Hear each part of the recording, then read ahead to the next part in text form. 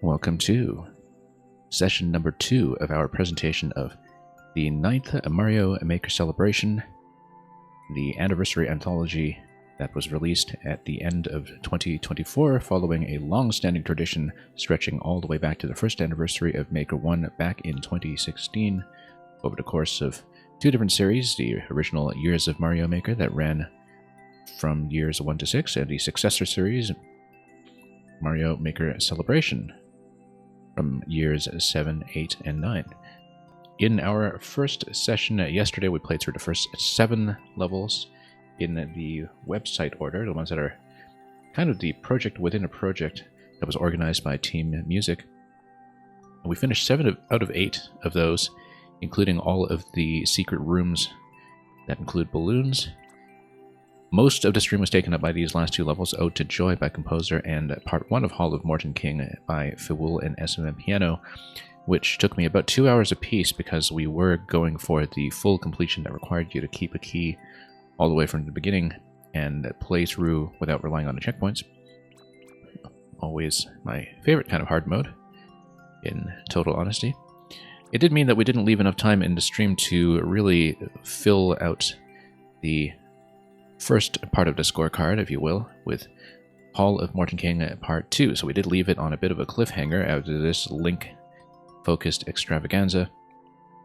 And so we'll see what the continuation is, and why this was something that took up 2 levels worth of slots. Certainly given the strength of the first segment and the difficulty of the first segment, we're really kind of expecting a bit of a wild time. If you look at the clear rates, Composers is kind of the lowest in the set. These are all around the 1% mark. Although, interestingly enough, on the website, according to the organizers, this Part 2 was the only level in the entire release this year that was actually classified as a 4-star difficulty. Now, of course, the real difficulty that matters is the balloon room, and we'll see how that is calibrated. And of course, we'll have a little bit of warm-up time as we kind of get back into this as well. So possibly this will be another Link level, just a continuation of the previous one in SMB1. And let's see if we can escape the Hall of the Morton King.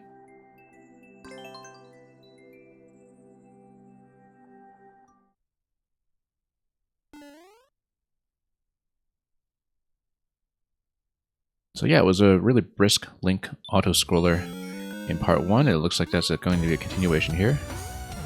And then we'll get off to a rather bad start.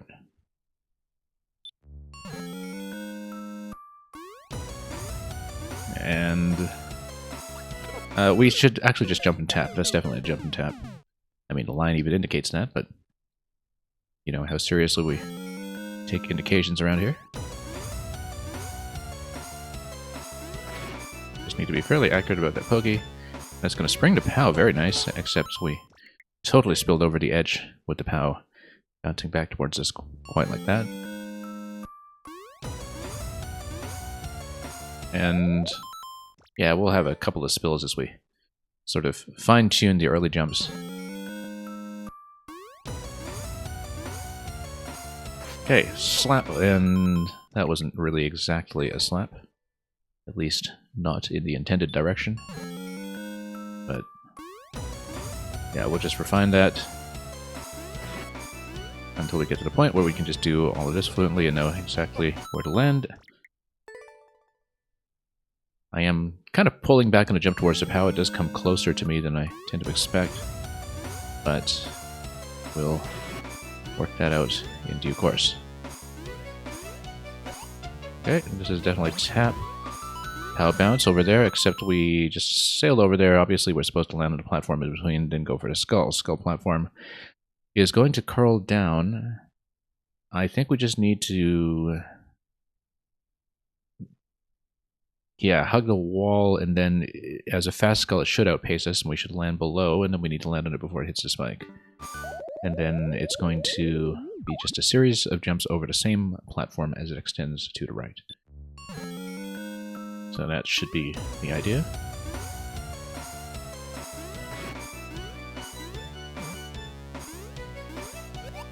Okay. How bounce, very satisfying all the time. Yeah, exactly as expected. That's going to be a stomp. And then coast along the Buzzy, and then, yeah, these bounces do need to be a little bit shorter. I see a throw marker up above is almost certainly for a bomb. The bomb is going to land on the note block that is just under the pause menu on the left side, and that's going to dunk a Podoboo to eliminate the ice wall. So we need to be fairly crisp about the bomb throw, with the auto scroll pushing us pretty hard from behind. So definitely a lot of jumps we can tighten up here. I see one pink coin, by the way, in this level. We'll see if that is relevant to the secret placement, or if it's just part of another requirement we don't know about yet. But that's something we'll keep an eye on. We've got one coin for one key. And there are any number of reasons why you might want to just have a key tucked behind one coin rather than just an openly placed key, but often involving the method of collection. Electrodude, welcome. Just getting started here. And not out of the first section yet, but we'll get there. How much more we have time to get through today, of course, is an open question. Okay, Buzzy slap, short bounces. We don't really need to jump on that skull. We just need to pull the bomb, actually, if we're reasonably centered on the platform. We just need to do the throw and ride it out. No need to overcomplicate that maneuver. Nope. A little too much forward momentum. And Mr. Laser, glad Faywool is getting some love, yeah, as always. With SMM Piano on the track as well. And don't know if you've had a chance to play through this yourself, but good to see you as always. And I hope everything has been treating you well.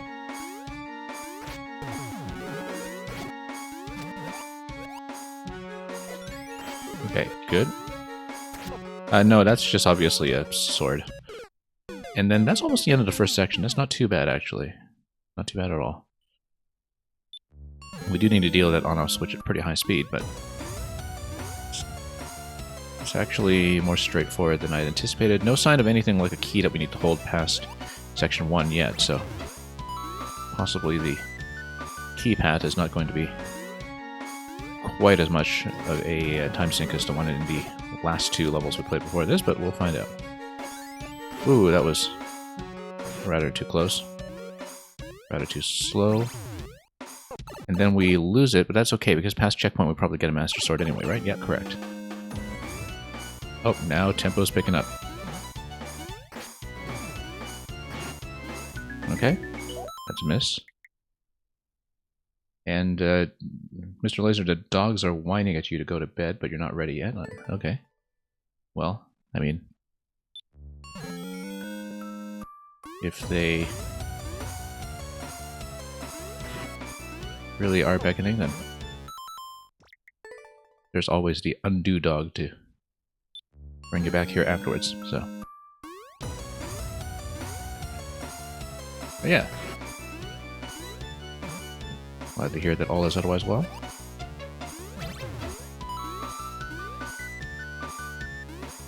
Okay, over here. And yeah, we'll just shave some of these jumps, give ourselves more camera time, which is something we had a little bit of trouble with on the previous good attempt. How do we start over? Oh, I started over by mistake. I forgot that I hit checkpoint already. I hit start over out of instinct. And so we're redoing the first section. I wasn't even paying attention to that. I'd just gotten so accustomed to hitting start over. That's okay. We're early in the stream. We didn't lose too much. But kind of pointless given that there's no key path or anything from the first half, as far as I can tell. So yeah, I guess we're redoing the first section. Oh well. That's okay. So yeah, we need to maybe ease up on the start over button a little bit here today. I didn't even make that mistake at all yesterday, I don't think. Oh, yes I did, on Composer's level. Maybe. Or, well, on that level, rather, I forgot to reset to the beginning a few times when we were going for the key path that required it. Okay, let's not get trapped here. Whoop, nope. I think we jinxed it. Okay, that's fine. Let's just get back on track. Yeah, because I think right after that first attempt on the second section, I already immediately reset without even waiting for the checkpoint. In spite of noticing that we had hit the flag. I just immediately forgot seconds later. Oh, no, wrong way. Wrong direction. I was trying to adjust myself on the platform at the same time, and doing so while trying to pull the bomb is not going to go well. So let's bounce this.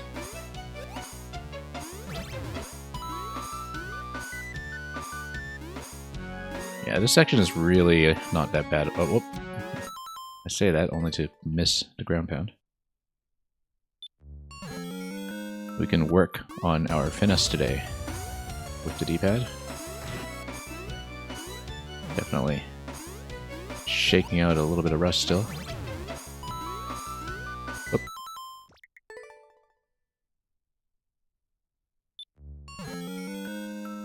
But yeah, I didn't lose too much time in terms of the amount of effort we put into the second section before just immediately throwing out the checkpoint.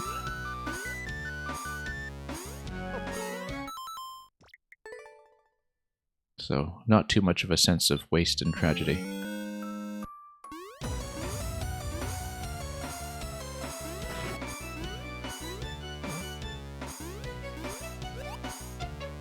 Okay, let's tap this, and still a very satisfying pow bouncer every time. There we go. Tap, and then short bounces. Pull the bomb, there we go. Let's not get too trapped on this stuff. We get to appreciate the tempo change again. Yeah, Mr. Laser, as you go from section 1 to 2, yes, exactly. Really see things pick up. Or hear them, rather. Whoops.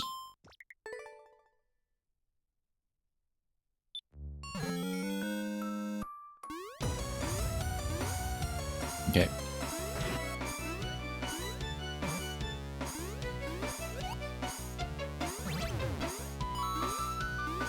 It's kind of an interesting way to work around the fact that the instrument track is just going to take over so many entities that you wind up having essentially a full-size level of platforming by dividing it into two parts.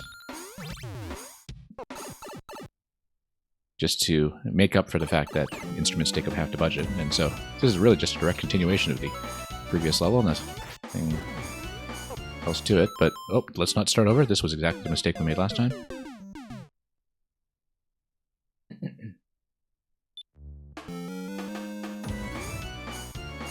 Okay. Nope, not start over. We really have to cut that. It'll probably happen once accidentally, at least once more, but we'll try to avoid it.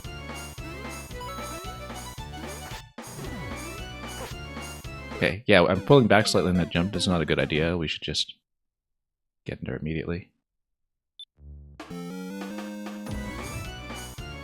Tempting to just do it with an arrow shot to give ourselves a little more range, but we know that can just as easily go badly. Given the wind-up time on that.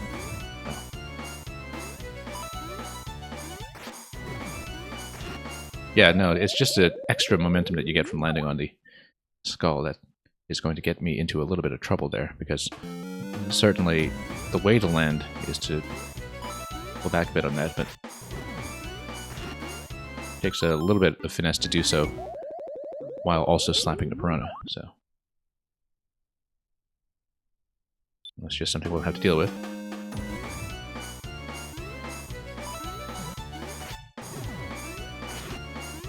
Nope. Yeah, there's some momentum control issues there that we have to be aware of. So let's just see what this is. This is going to be a back throw for some reason. There's a shell down there that looks like there's a shell ride at some point. It's going to give us something to land on over the spikes. We don't exactly know how it's going to work yet. I haven't looked at it carefully.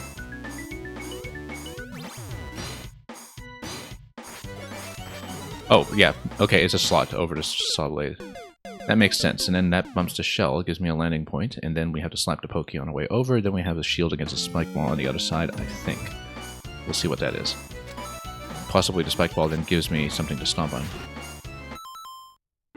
If it's anything like some of the mechanisms we saw in part 1 of the level.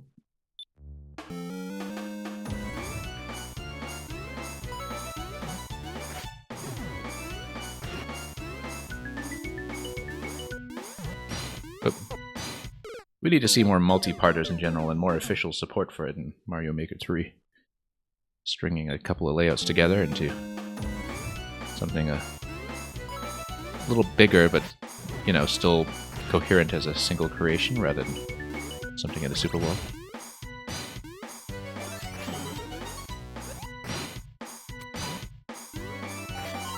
Okay. Nope, just spilled out there. It looks like that's going to be the key collection right there. Kind of interesting with the coin just in the middle of nowhere there. Why the method of collection is with a coin rather than just a floating key, but I guess because the game signals to you immediately that you should look out for a single coin as the optional objective. Oh. Way off screen there. I didn't get to see what was going on there with the Koopa at all, actually, because we were just completely off to the left. Yeah, Electrodune.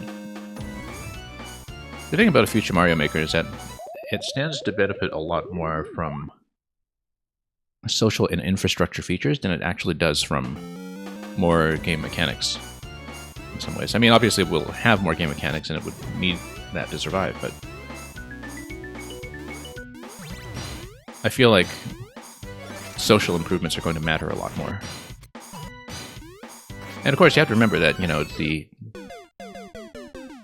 Twitch Discord community experience is still kind of a minority use case, right? I mean, it's the one that keeps the sense of community alive. It keeps the long-term, high-quality makers in the game, but pretty clear to me that it's not a priority for Nintendo. We took too long on that shell. That's part of why we have camera issues starting here. Okay, yeah, no chance there, because we need to launch a shell that is going to give us passage over the spike column. And the thing is, the longer we take to do the bomb drop into Buzzy, the more problems we have with that.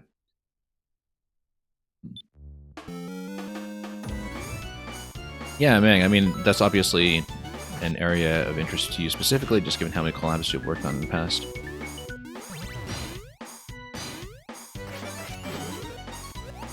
Whoops. No. Oh, you mean two-player building locally? Yeah, I never even tried that, to be honest. Never had an opportunity or reason to.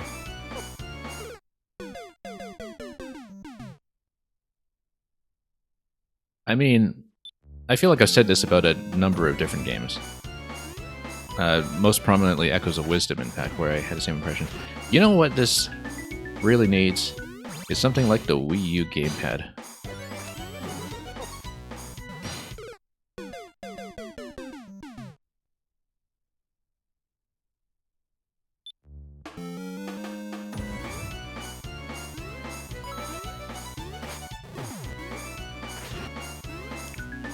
Okay, let's do this.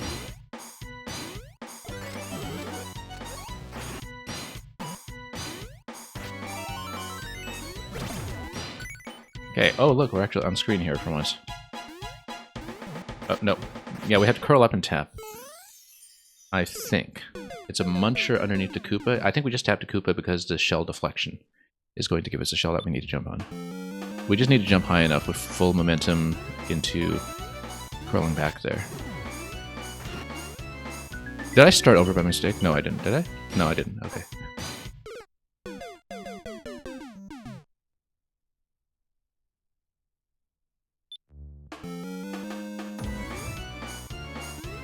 The thing about Nintendo is that whenever they do experimental concepts, the concept's always way ahead of the execution. The way that they tried to make stuff like the Game Boy Player or the Game Boy Advance connectivity for things like Four Swords for multi-screen play work for the longest time, and they just tried and tried and tried to make that stick, you know. And In the end, the ideas eventually get vindicated. It's just that they need to be delivered in a sensible way.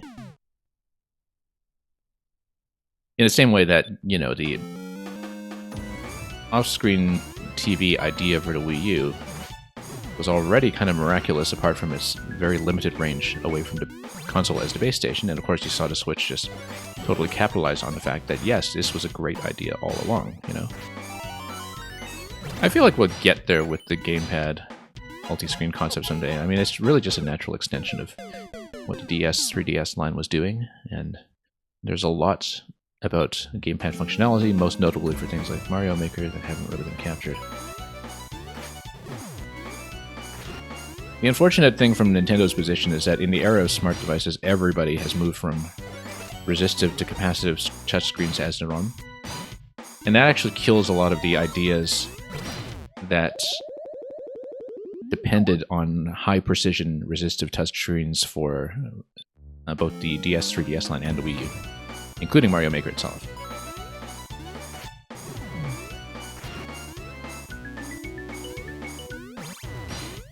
And that basically finger control displaced stylus control as the norm, and that actually does have ramifications for what kind of games you can make. There's a lot in the mobile space that cannot duplicate what the 3DS was getting done. Okay, that's fine. This is a required key, so where's the balloon room? That's got to be off actually just killing Morton, right? So... okay, so this is like a little puzzle boss thing. Yeah, actually, no, we need fire down here. Green pipe. Which means that we need to move the stump to change the deflection pattern. And... so yeah, so the stump deflects a fireball down. Otherwise, a fireball would sail over to this wall, wrap around. We just need to move the stump then. That's not a big deal. Oh, that's not good. Or is it? Oh, no, that's fine. There we go. Surely it's nothing more than that, but we'll try to go for the other 52 just in case. Might as well, you know, just to be true completionists here. I wonder if we can kill him somehow, too. There we go. No, I mean, this is ground tile, so that's not going to happen. I think he's completely walled off, as far as I can tell. But I wonder about the muncher up top. Whether... yeah, there's... I mean, this is ground tiles on the ceiling, so nothing's going to be done here. I think we just need to go. Okay, extra checkpoint for the balloon room.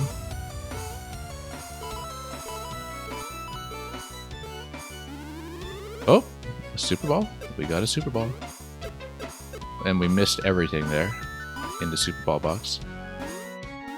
Fire flower, okay, kind of required. That's why there's a checkpoint here, incidentally, because you don't want to miss a power-up or hit a wall or something. Oh, or just miss every bonus. So, 100% in terms of finding the balloon room, not 100% in terms of actually getting the 50 coins in the balloon room, which was apparently its own mechanical challenge.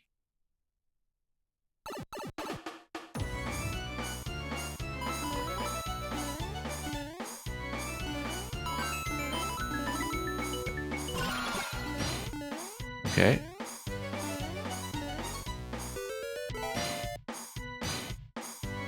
Oh, where am I? Okay. Got stuck all the way up there for some reason. More Super Balls, yeah. Whoa, uh-oh. We are going to get squished. We are, in fact, going to die at the bonus checkpoint.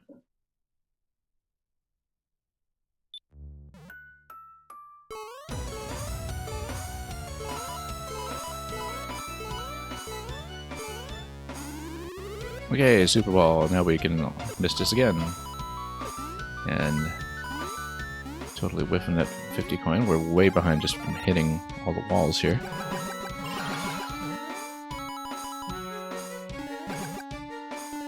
Sure, why not? More one-ups for Endless.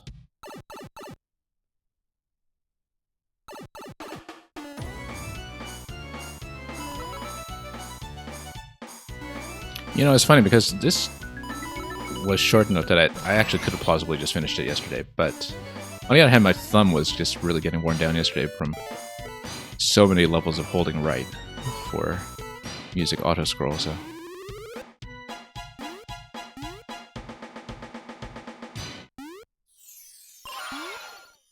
Okay.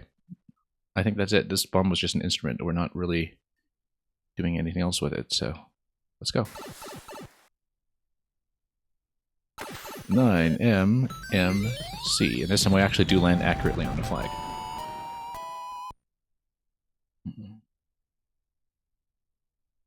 Okay, well. I don't know who was responsible for rating this as a 4-star. And indeed the only 4-star in a project. This was significantly easier than the last two that we did. You know, both part 1 of this and Composer's level before that. But I guess in both cases, those had the keys that you had to keep from the beginning, right? Which, for consistency's sake, always significantly amplifies your playtime.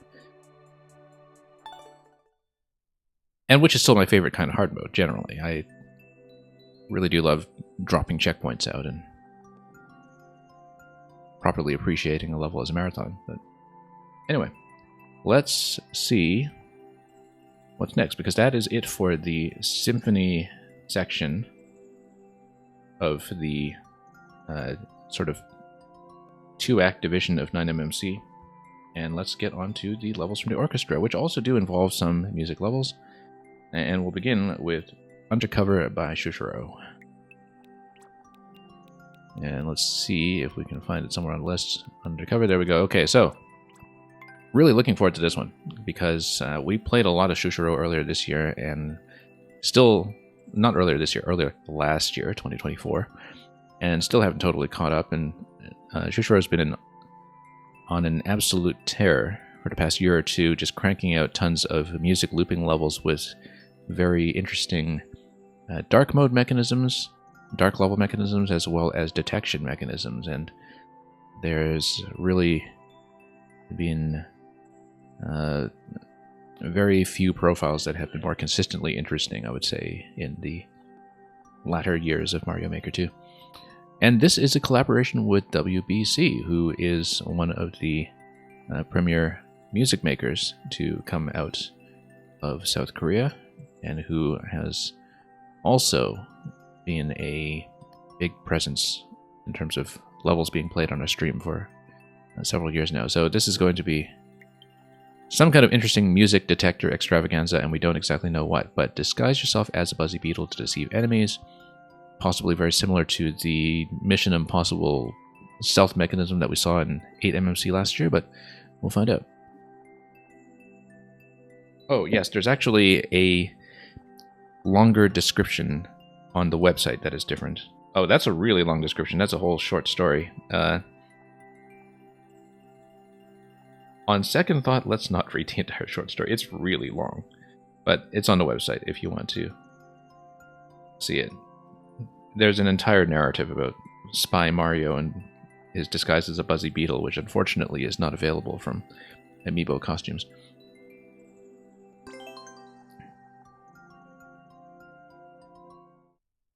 If anyone doesn't know where the website is, it is right there. You can browse to the level and read the epic. Okay, so, I mean, this is the mask. It's a Buzzy mask. Look at all the Buzzies that are just up there hanging about. Interestingly enough, there's nothing that requires you to pick up the mask right here. I almost wonder what happens if you skip it. But let's dive in and find out. Noticed a bit of a scroll break block in that first section too. Yeah, there's a shell that's sort of immediately available there, and then we have the shell peel off anyway, so... Okay, so I guess we're down here. Yeah, so you've got the big vertical global loop.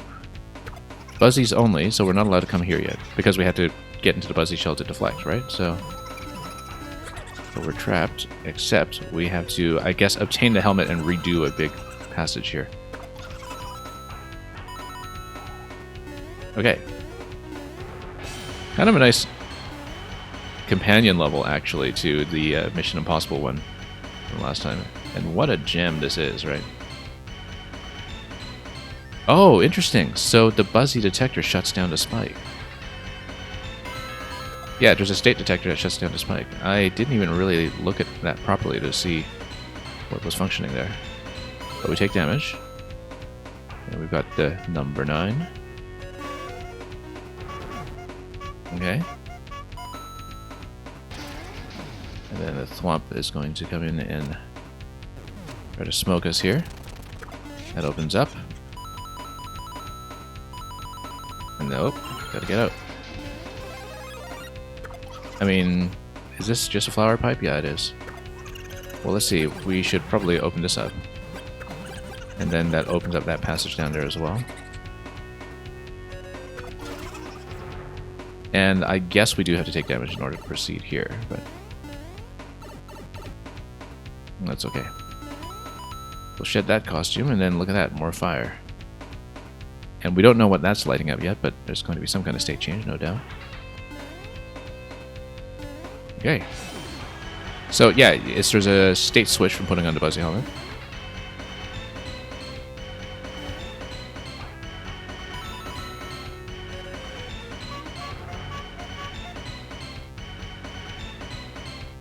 Yeah, because I guess picking up a shell and wearing it does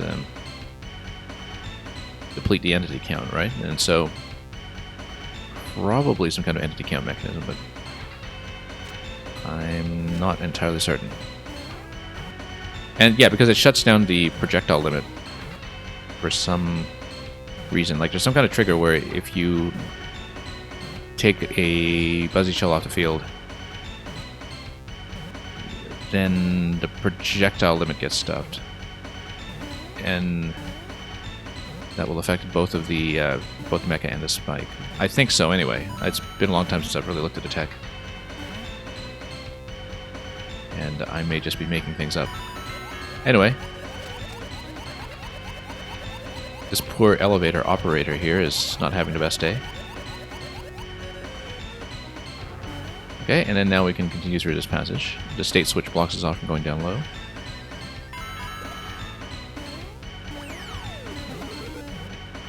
And, okay, yeah, this... Oh, just dunks the shell on you at checkpoint. So if you're at checkpoint, then you match this. This almost certainly dunks something like a horizontal spring that you can stand on, or something else like that would obstruct. The point being that this would force a load-in of the music track, which would then somehow shortcut back here to checkpoint, because there does need to be a music load-in that brings you back.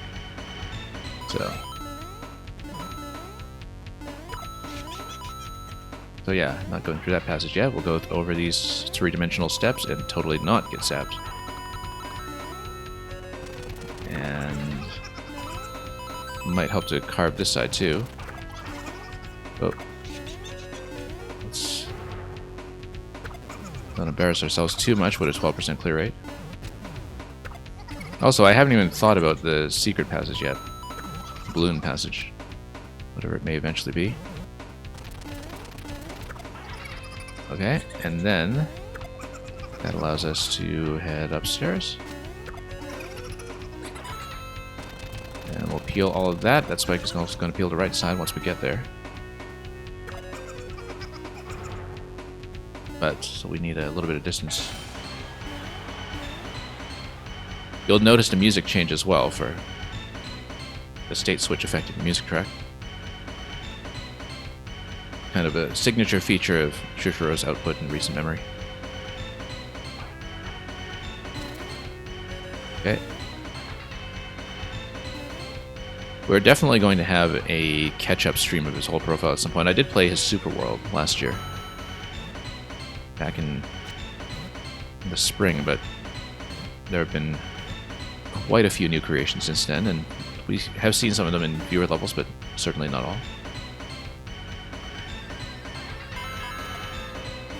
Let's head on up. Now, I may have missed balloon somewhere. We are missing a key down here, although... No, that's a... You go through some other key door to drop in down there, and it looks like there's a continuation at that point, so... Oh, clown car. Interesting. I mean, I guess we should take this, but maybe it's an optional hard mode continuation that is giving you a key from beyond this somehow. No, oh, okay, no, I see, because if you take damage here, then you peel this, there's a state switch, and then possibly that'll give you a drop that will activate a P-switch for this. Oh, not a P-switch, just a Junior Stomp. Even better. And there's checkpoint. And there's a little escape here at any point if you decide not to pursue this course of action. Anyway, load in for an entirely separate Part 2 music track. And we'll immediately get squished by the boom boom alarm. So yeah, you can just choose to do the first half of this course, but really, why would you? Why would you? Unless you really care about your endless medium streak or whatever.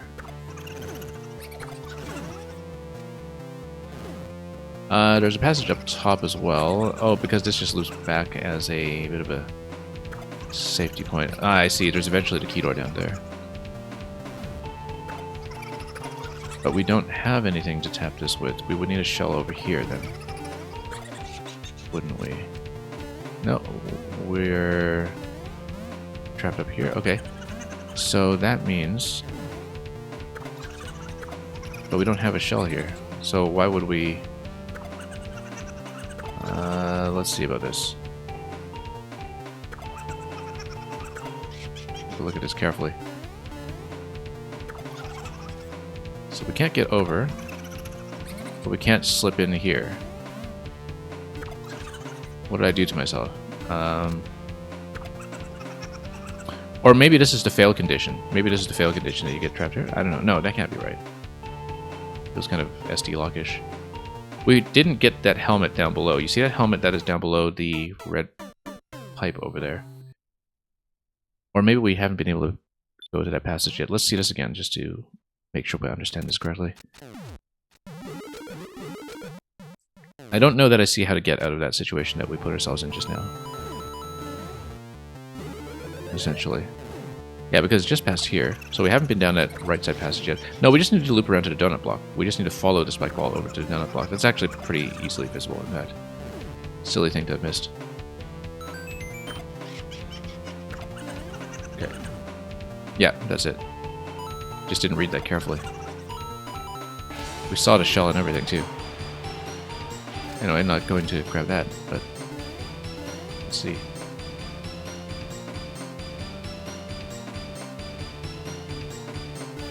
Okay, so...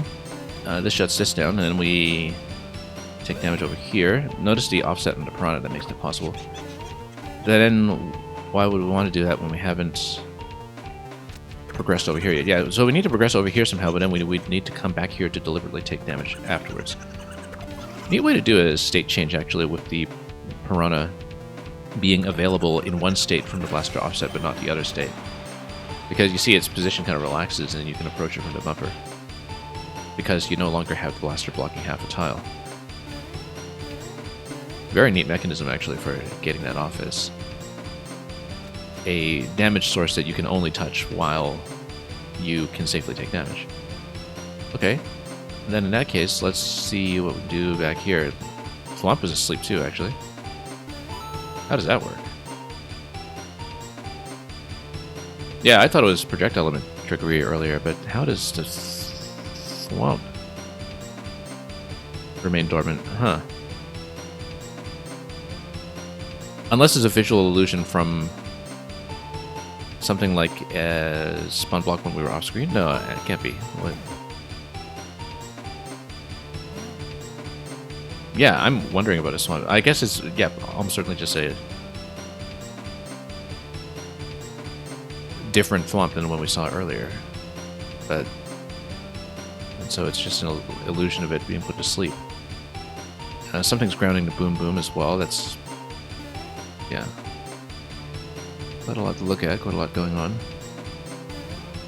But I guess we drop down here, we raise this gate, and then now after we take damage we can come back here and weave back here once we are able to, and then we can hit the question block. Yeah, a different Thwomp makes sense. Yeah, I think so. I think it's just a side Thwomp or a Thwomp pointed the other way or something. And that there is some kind of spawn block illusion going on, because I didn't see the spawning position of the one that would have chased earlier, and Of course, either way, it would have disguised something like a single state block behind that would sort of trick that out, right? Because notice that one-way panel on the left side over there, right? I kind of feel like maybe there was a second thwomp that was placed... well, I'm not sure, actually, because you can't really overlap them in a palette, can you?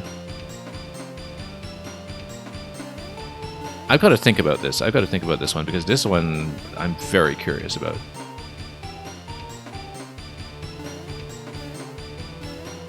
Yeah, but it definitely seems like there's a...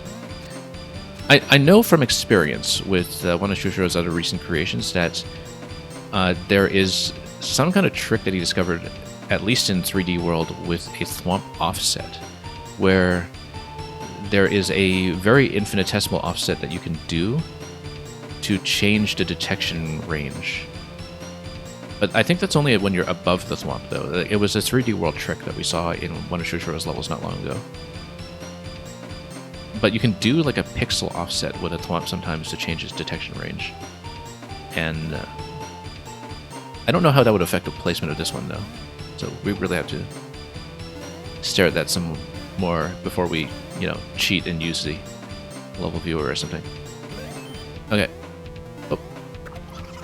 And then we just need to pass this by again. And then, yeah, that opens up now because of the spike throwing that way towards the question block that we intended to open up all along with the block that we saw earlier. Okay, key allows you to get out here.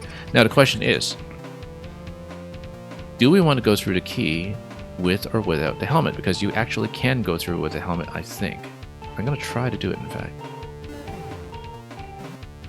I think it's possible to get back there with the helmet unless there's another state change here that I wasn't thinking about.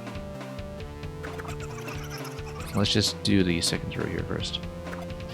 The temptation is to just go for the key door right away, but if we can access it with the helmet, we should, just to see what happens.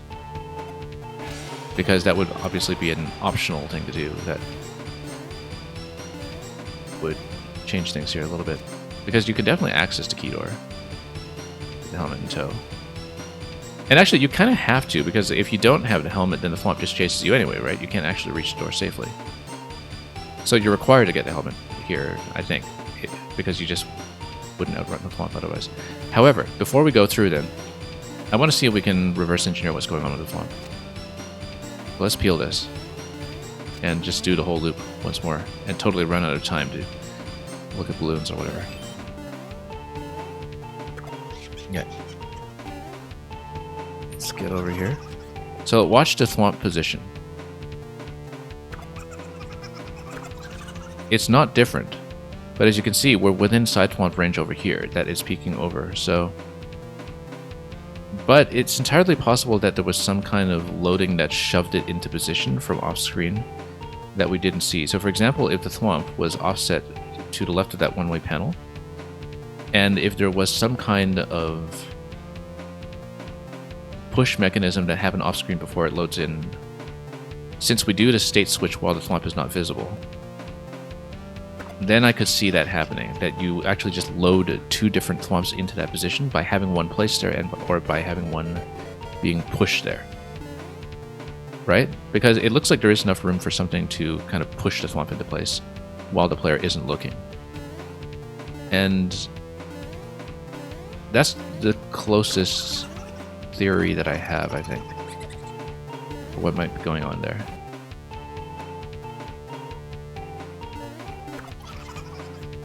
We'll have to find out afterwards, I guess. Oh, nope, we died. Okay, well, serves me right for theorizing. But that's okay, we know the whole sequence now. And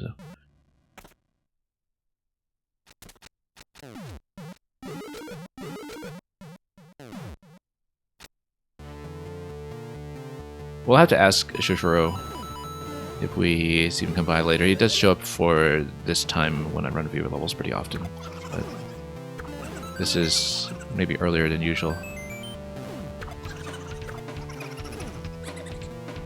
And okay, let's well, let's see the throw here first. Run over and grab the helmet. F. Belmont, welcome.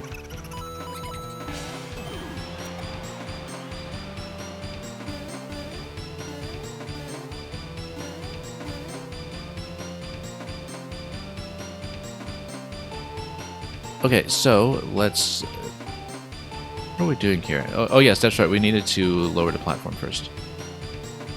And... Wait, why would we do that from here? What was I even doing before? Oh yes, there's... yeah, this platform here first. Okay. That sends you up. And opens that for coming up here. And then we get the spike ball to open up the question block for the key.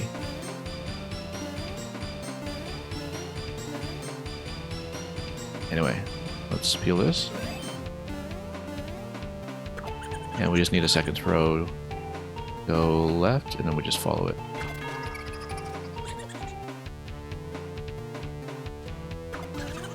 Not exactly speedrunning this segment, but that's fine. We go for the helmet now. Nope. I was expecting the Boom Boom to back up a little further, like I did before. That was a rather poor estimate on our part.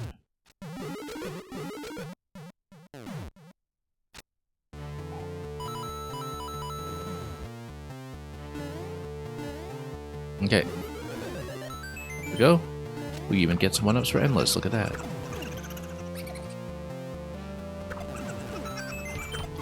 Far more than we need, in fact.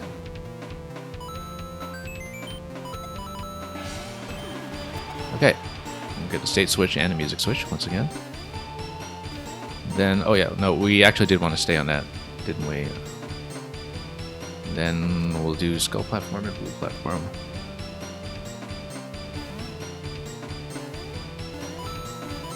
On the skull, and then on to the flimsy lift for unlocking this gate over here. And it's just same kind of loop around to peel. This really does feel like a Goomba hat level, doesn't it?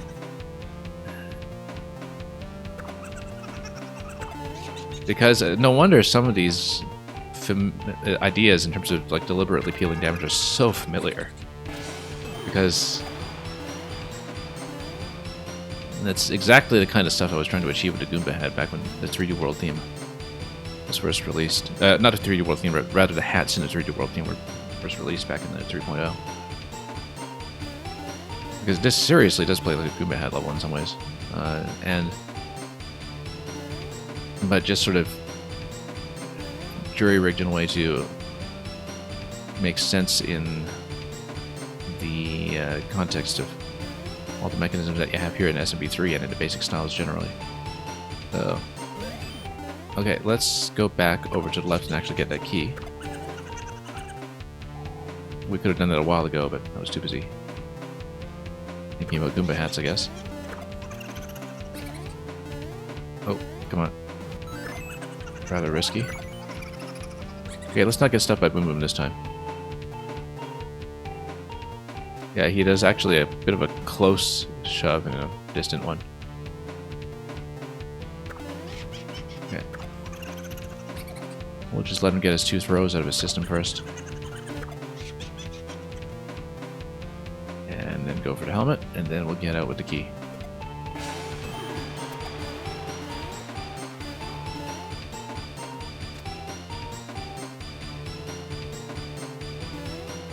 Yeah, this thwomp switch here, this is impressive. I mean, this is impressively hidden, I guess. There's something very interesting going on with it.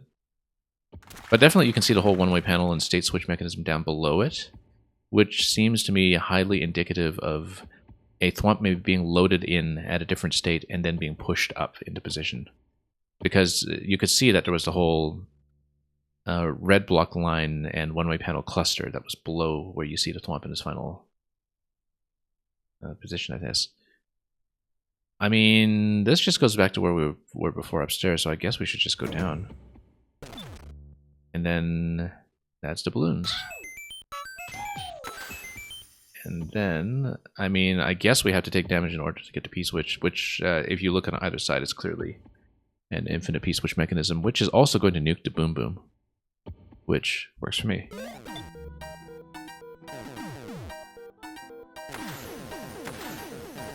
And, oh yeah, this is a present in the middle too. That is very nice. Do we get to open it? Okay, I guess that's what we get. Oh yeah, and I guess... Why would you have this spike here? I guess if you really wanted to... Actually, wait a minute. You see, you could take damage on the Piranha, but if you dip down here... Oh, you're wearing a helmet though, so you can't actually take damage on his spike. So why would you want to deliberately take a death there? Given that you can just access the gate from here. Huh, interesting. Because I guess we sort of implicitly came in here with the helmet intact. Well, we'll think about that later. Let's just take it and go. Yeah, it's got to be two different taunts, so one of which, at minimum, is pushed in from below. That's...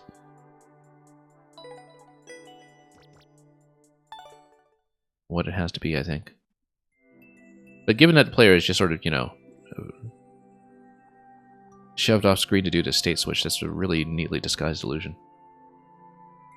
Oh, we haven't been looking at comments, by the way. Let's take a look at comments. This one has tons of it, so hopefully there's some decent artwork. We didn't really see that much interesting artwork when I was browsing comments yesterday, so let's take a look at this one first.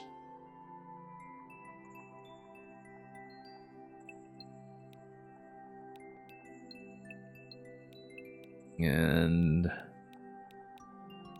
yeah... Jerry was here. I think he was looking for the Seinfeld level and missed.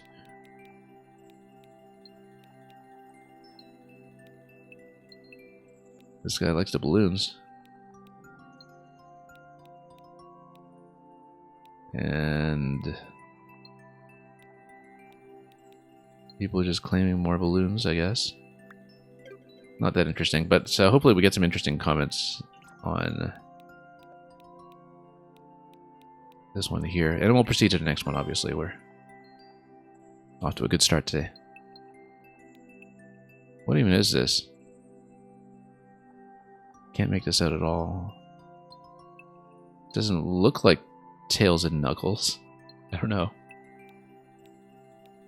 I guess it's the right color scheme. Hey fellas, if you're wondering what to do, you grab the shell and you press down. I guess if you don't really know what to do with that. How did you make the enemies not attack you when you're wearing the shell? Wow, isn't that the trick? Got a couple of people here from True Ending Game.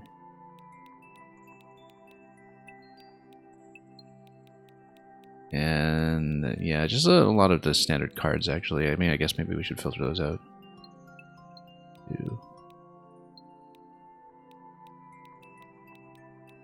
Something... I don't know. Oh, here's something. Here's something. Okay, somebody actually put in some effort and gave us this really cute Toadette with a balloon.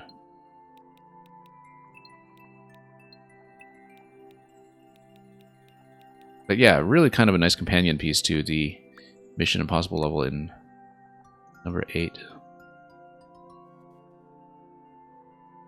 And then... why don't we just filter out? Can we? No, this is just cluster disease. Oh, there we go. Yeah, okay, then we can at least get rid of those. It's funny, I've played this game for years, and this is something that I keep forgetting about, that you can just collapse the stamps. I always forget that. And what is it? Okay, after getting key, Thwomp is active, so... oh, okay, no, that's not actually about... that's just a backseat thing.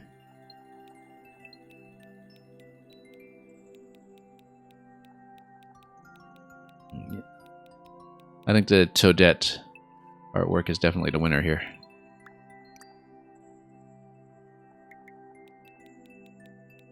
Yeah, not much else going on, to be honest. Okay, this is a little bit more colorful. Does anybody have anything interesting to say? Not really. And how do you make it work? Well, there we go. So, let's keep going. We saw Toadette at least. That was something. Okay, the next level on the list is going to be the Powening by... Oh, we recognize this guy. Hang on. We've been making him wait, too, after listening to his GG in chat. Mr. Electrodude, otherwise known as Mr. Sparky. The Powening, sponsored by PC Powson in space. Yeah, who is this fine-looking fellow with the world records down here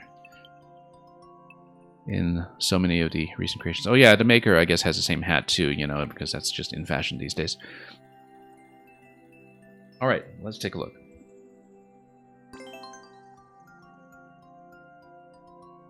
Yeah, we're pretty familiar with this guy. Spent way too much time on a Kaizo level of his once a couple of years ago.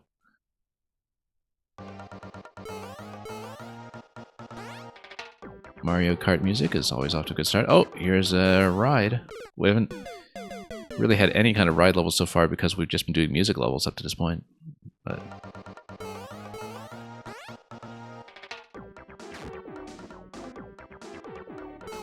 it's kind of nice to see an actual sort of Muncher stack mechanism level, because these were all over the place in Maker 1 because of the stacking and movement rules being so flexible in comparison when it comes to offsetting objects and loading them on each other and having them actually transfer momentum. In this case, we've got something that actually does work here with the POW bounce on the piranhas, which kind of preserves the stack here. Whoop, oh, that's quick. Got quite a lot of flying objects here.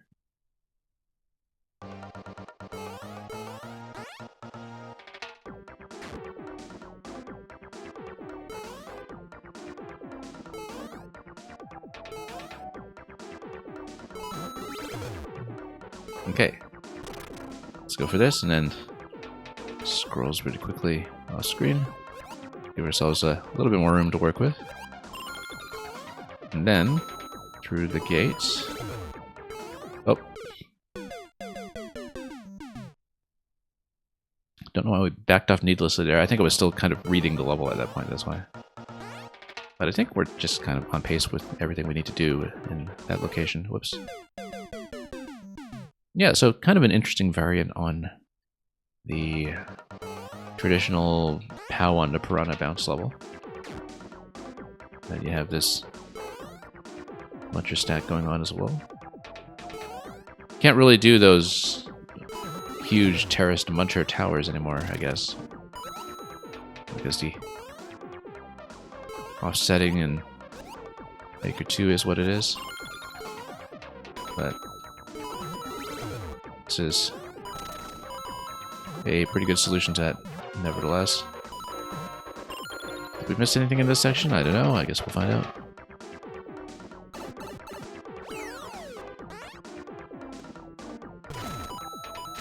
And look at that beautiful load-in with the stump there.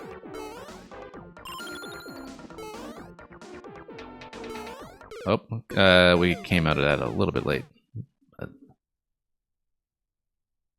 That's a pretty easy fix.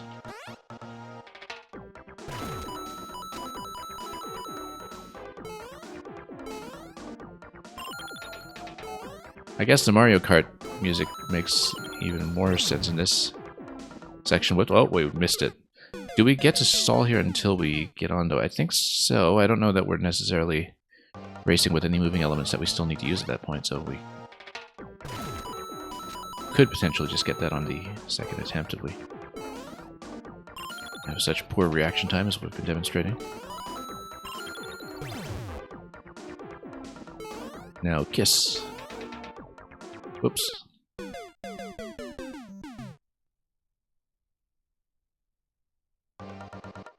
Okay.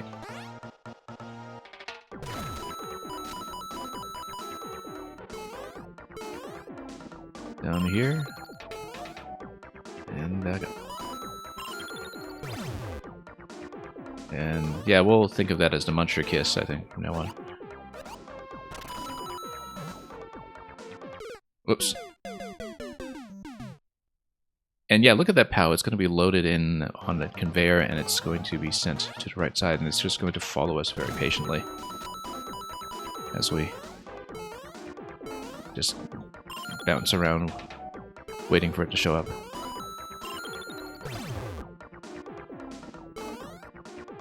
Love that little offset on the bottom of that stack as well, with the POWs and the conveyors that make the Muncher Kiss work.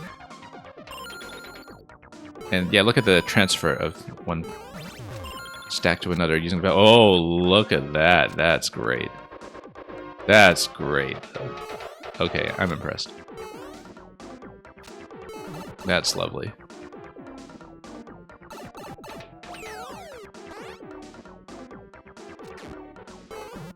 All right.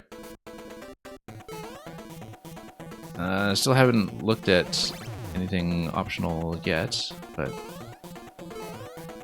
we may have to do a bit of secret hunting. We haven't really had to do any kind of hunt so far in terms of secret placement. I mean, I guess there was that one sort of mini puzzle for one of the pink coins in Triscade's Opus in C-7 yesterday, but other than that optional exit or balloon room placements have been really, really obvious so far, and have been much more about execution than about searching around, so... Can we kill him? I mean, I don't think we have much of an opportunity to do so. Because he just sort of obstructs exits, doesn't he? But oh, we got a second key from... Oh, I see. So just from doing an extra round. Okay. Let's see if that's as many keys as we need. It is. And then I guess this is just a def spot for trying again. 9 MMC. Okay. This is balloon storage. And unfortunately we don't really have anything to smack this with, I don't think. But we'll just grab a couple of 1-ups for Endless and possibly call it a day. What happens if we work our way up top here? Anything? Nope.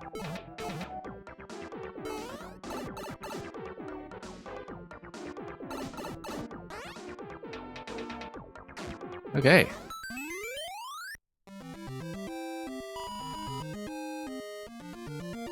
Well, I'm glad we tried the extra back and forth just to see what would happen. I was trying to look for some kind of kill mechanism, and then you just handed me a key anyway, so, you know, we'll take it.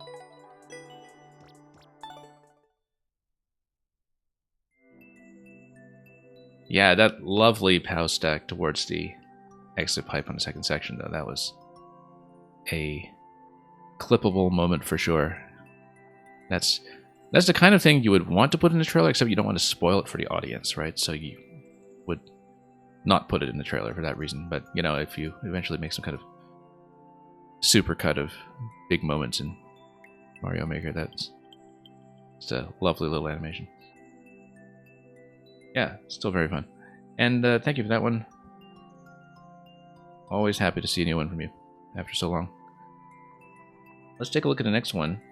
It's going to be from Shearwater. We'll just scroll here first just in case anything interesting is here. But again, interesting comments have been pretty few, I think. Occasionally some nice compliments, of course, but...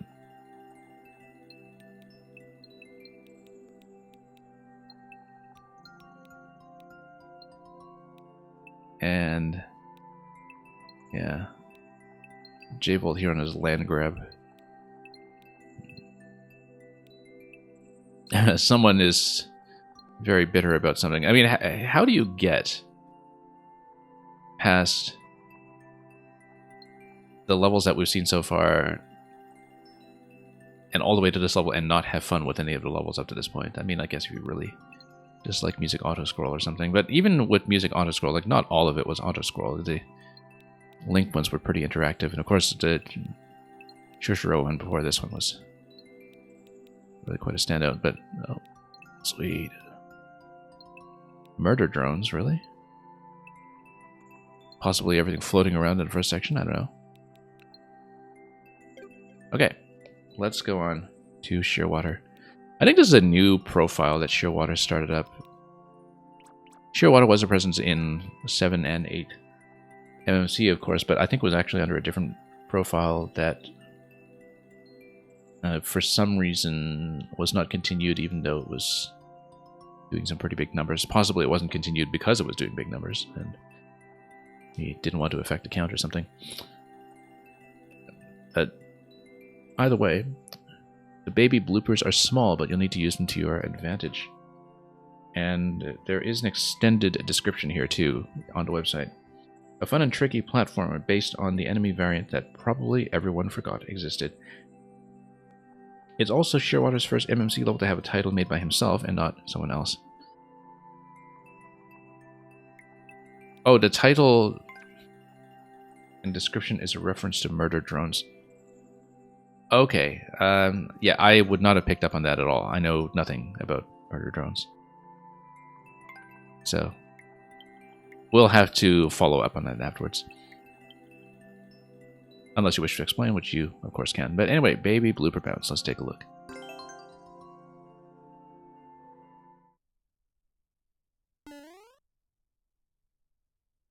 Yeah, I have zero context for murder drones whatsoever, so... let's not jump on the boo right out of the open. Okay, I see that we have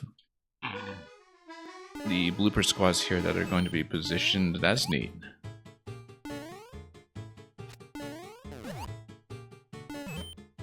This is very neat, actually. One of the only instances I've seen of baby bloopers given a deliberate and controlled movement, because, you know, usually you just don't get a chance to interact with them because their positioning isn't clean enough to be relied on. And so that's immediately the basis of this concept here, that what if you could, in fact, just position them using this movement here, where if you use something like the conveyor to shift the blooper position deliberately, then you just have the baby bloopers have a trailing motion, and the boo, of course, is just there to prevent you from stomping the main one.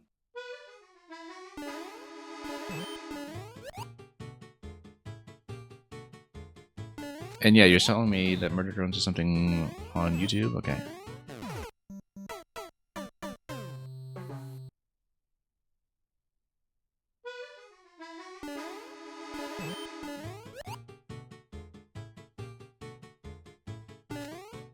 Yeah.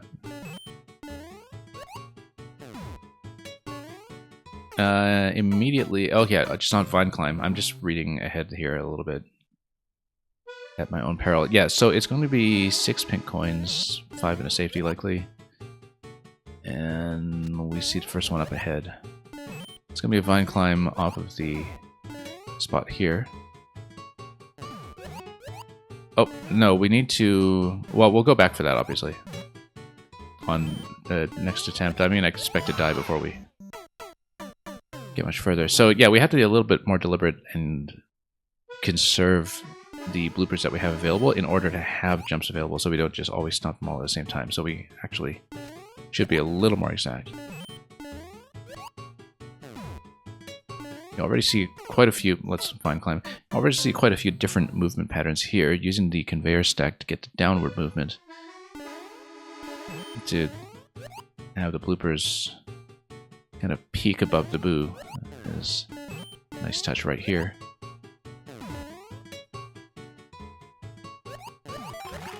Yeah, not enough momentum there. 3 bounces there is perfect if we can kind of control that, but we might want a higher bounce on one of those just to, again, conserve bloopers.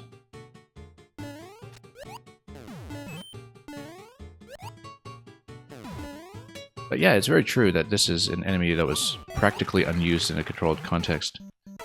And we need to, of course, wait for the pattern here to give us something. And it's kind of neat to see how pretty much every segment and obstacle we've encountered so far has a different movement pattern to work with around the same concept. There's a level that varies up this idea.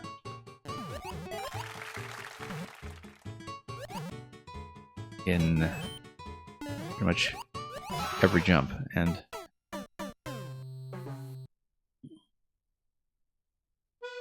so let's just maybe get ahead of the auto-scroll a little bit here and not lose quite so much time, but we're still learning this. I mean, we kind of stalled a little bit on the big bounce that's coming up here. Oh, no. I feel like maybe we can potentially rush ahead on that and catch it one cycle earlier than we did previously. But, I mean, we're at the mercy of the auto-scroll speed anyway, so we'll not fuss around with that too much if it turns out we can catch up to the boundary without much delay, so.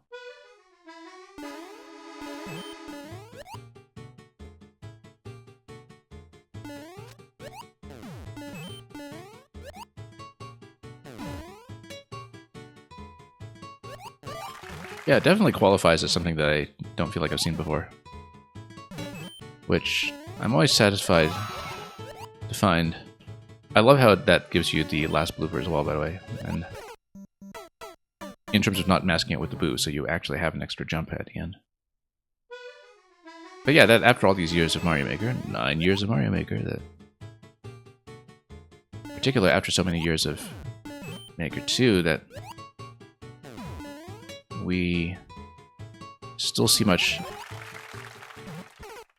much of this new material that is novel and interesting, and in a context that is actually well designed, and not deleted by Nintendo, which is usually the strictest requirement.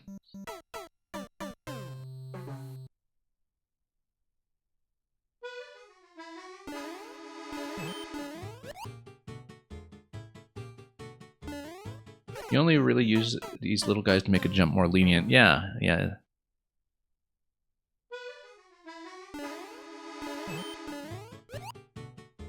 But they're rarely set up as a deliberate target because, I mean, this is one of the only ways to do it, right? We should just fall on that.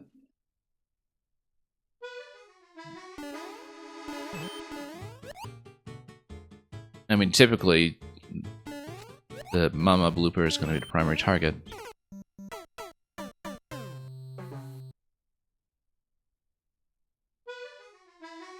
Because it's the thing you can actually see. And which is somewhat reliable, depending on how you stack it, of course.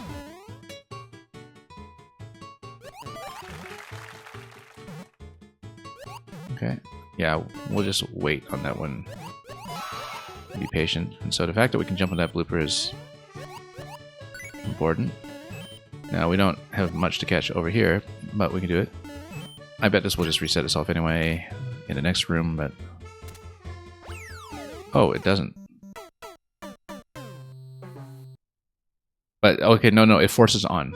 I see. It forces on. Because, of course, it's past checkpoint. Of course it would. So we'll go for coin 3 here.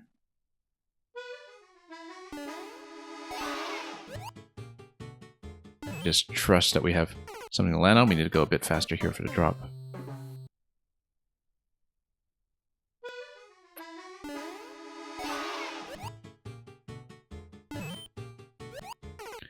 It's kind of interesting that basically you can aim for the boo's initial position on the delay and still catch something.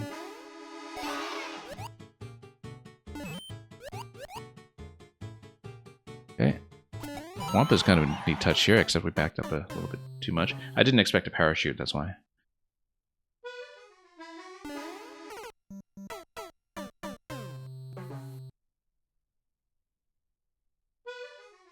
Okay, let's keep going. Whoops.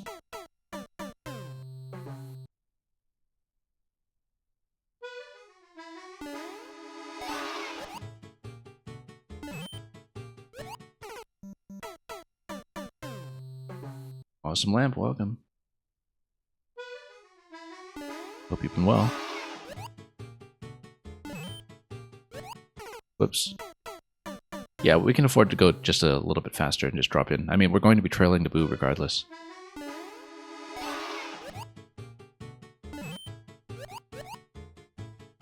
So we can definitely afford to push a little more aggressively.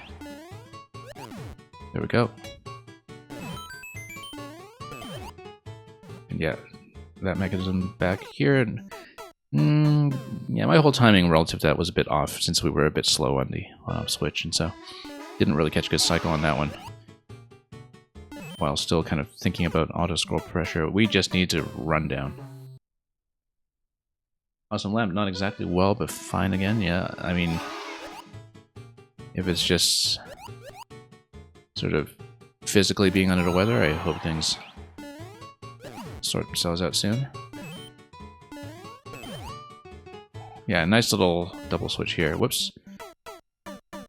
We definitely can't just go for the pink coin immediately. I do think we probably need 2 bounces as the stack there is making its turnaround onto spring on the right side. We just need to plan around this.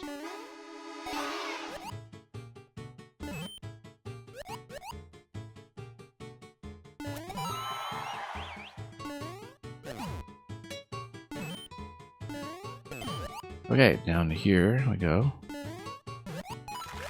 Oh, nice. That was a neat little catch, and then we are totally going to Misty. Vine over there. I just mistimed it. I mean, we can count 4 bloopers, right? Like, we know when we're on the last one, so...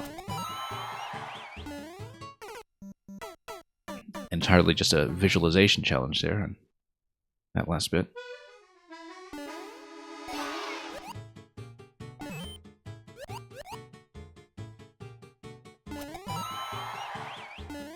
Okay, up we go. Yeah, very satisfying to see this slow float down. Nope. We were much more stylish about that the first time. Now that's already going to be 5 coins prior to the safety, so I think we must be pretty close to the finish.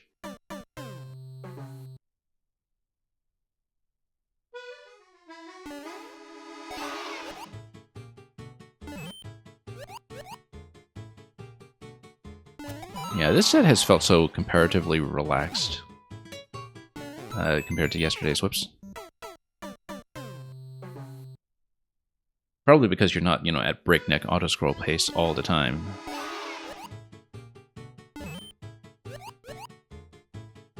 I mean, which is alright, it's just that when you see it for so many auto-scrollers in a row, you start getting a little bit sore.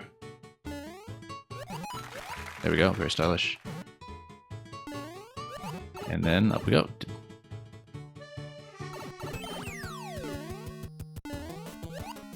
And then we have a bit of a bossish sequence here, I guess. And then I was kind of looking at that and thinking, oh, do we need to budget for more bloopers down there? Is it a problem if we accidentally stop 2 at a time? It might be, but no. I kind of have to watch Mario and not just watch where everything is being loaded in. Worry about the load in later. Okay. Yeah, it's not going to return to that one anyway. Kick this, that's neat. That's a new variant that we hadn't seen previously. Icicle drop is also kind of neat. And then we have to get one key here. I mean, safety coin obviously has to be after this, so we just need to retract the bloopers. What's stopping us from being within the hitbox to just hit the main blooper, though? I mean, I guess we're not trying to hit the main blooper, we're trying to hit the boss, but yeah, we need the bloopers in order to get up to him. But we'd want to do so when the Spiny is maybe doing a diagonal shot or giving us a little more room to work with.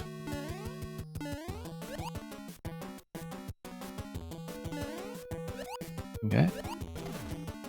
Oh, no, too soon.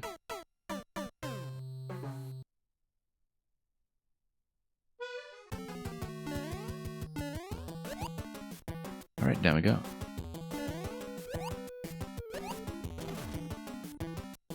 Yeah, we got plenty of room to work with over here. Whoops, that was Bit of a shorter bounce than intended.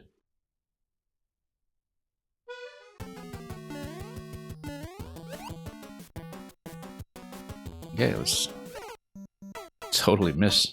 Oh, because we got caught by that one coming up. Yeah, that was awkward. But hadn't seen that kind of mistake before. Yeah, because we kind of caught the bloopers on the upswing. That's why one of them just ran into me. And okay, this is gonna drop, and then Boo gives you a very clear fixed position to go for. And it's sort of on the way back that we hop, and then, yeah, we just need to hit that once, in fact. Okay, let's not get totally punched up here. Do I have room to flank him? I'd rather not risk it. Now we can. Here we go. We've got to watch out for the munchers there, but then we'll grab the key. And then go for the safety coin.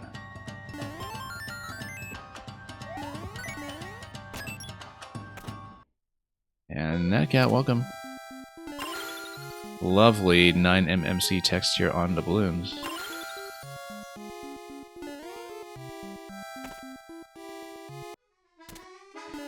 So if you make a compilation of all the different ways that people fail on this level, would it be a blooper reel? What is this?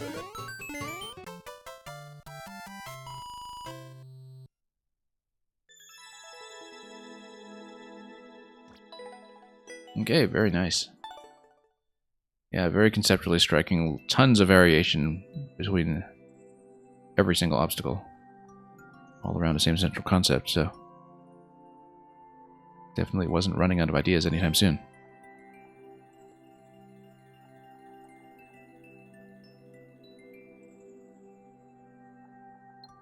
Okay, so we will of course load up the next one, which is going to be by Sasha in just a moment, but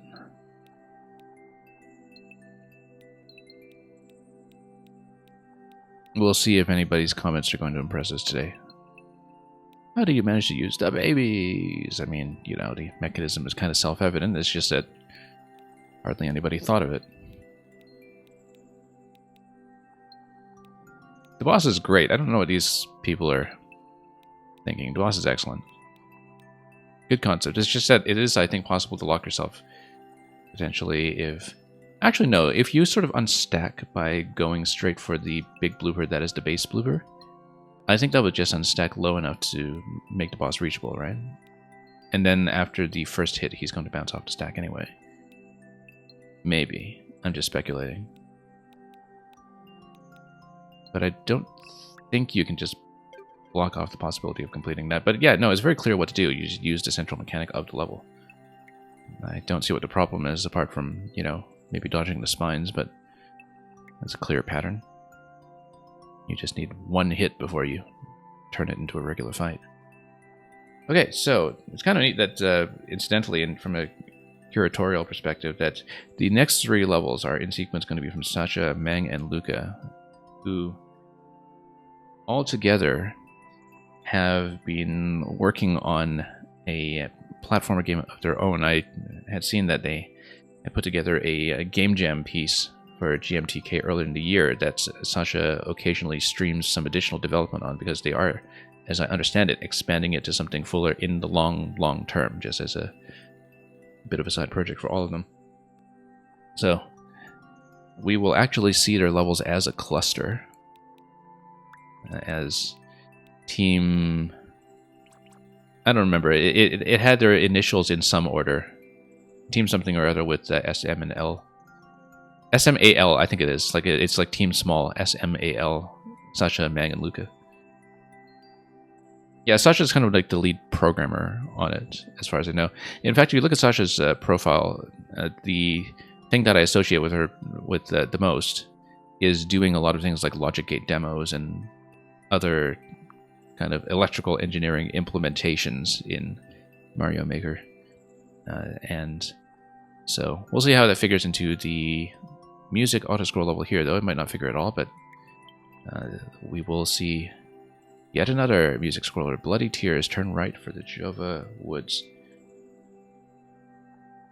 So, let's see it.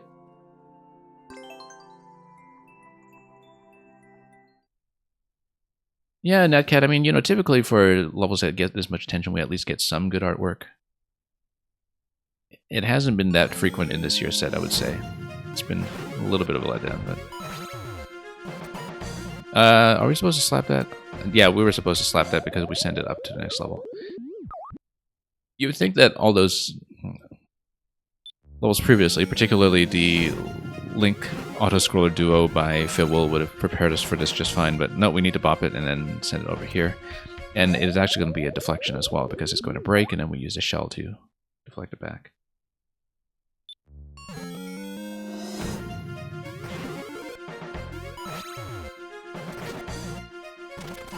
Okay, we're a little behind pace here. Oh, that's neat. Except, how do we curl around that? No, we are fine because of damage. No, I just took a little too long to react to that, because I was still reading the level. And I sort of held back for a moment when we should have kept momentum going, but... Yeah, no, because you take damage with the helmet at one point here, when you grab the helmet, and when you fall, no, we have to fall to the left. The reason you fall to the left is so you can do a shell kick to the right, shell drops into the hole. In the meantime, you have invincibility frames as Link to proceed past the spike sequence on the floor, so... As long as we maintain forward momentum, things get timed out pretty accurately for our purposes. No, we just needed to push past the piranha with a swipe, jump over to the other side, and do the downward strike on the one after that. So yeah, pretty readable. It's just, you do need to keep on pace the whole time, basically. And not slow down.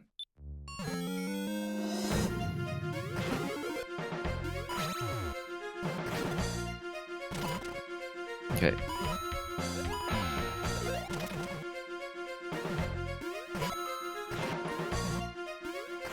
Strike.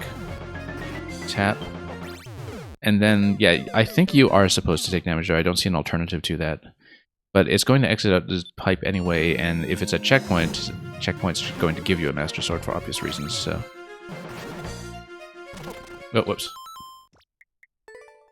Notably, there are no pink coins in this level, so the key will come some other way. Like I've been saying, we haven't really had to do any secret hunting yet, really. Whoops. Did we see the secret in the last level? Yes, we did. It was pink coins, yeah. I have to think back by just one level, and... I mean, if you are a streamer yourself, you know how challenging that can be. While you're playing something else at the same time, and we just spilled all the way down. Yeah, so let's try not to spill over the phone quite that badly. I need some kind of pullback as we approach that, but we'll see. I like the synchronization of bouncing on the shell over there. That's kind of a nice touch. Okay, there we go. I did need to pull back a little bit on that. There was something on the right over there as well. Super Ball. Oh, Super Ball's just started to dunk. No, that's a shield for sure. And I saw it, I just missed the input for it. I turned left and I just didn't hit down in time. Nice little B section on the music track here.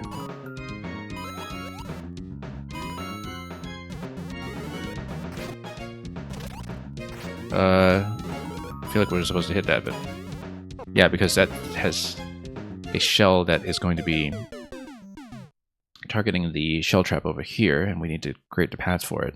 And that sends us upstairs.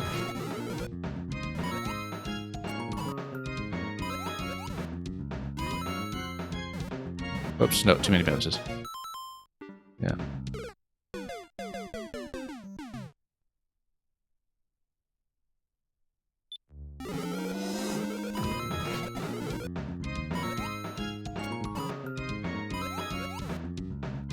I recognize the music, but I can't quite place where the title is familiar, and Oh, lost momentum over here. Off the top of my head, can't place its origin. Bloody Tears. Yeah, I'm trying to recall.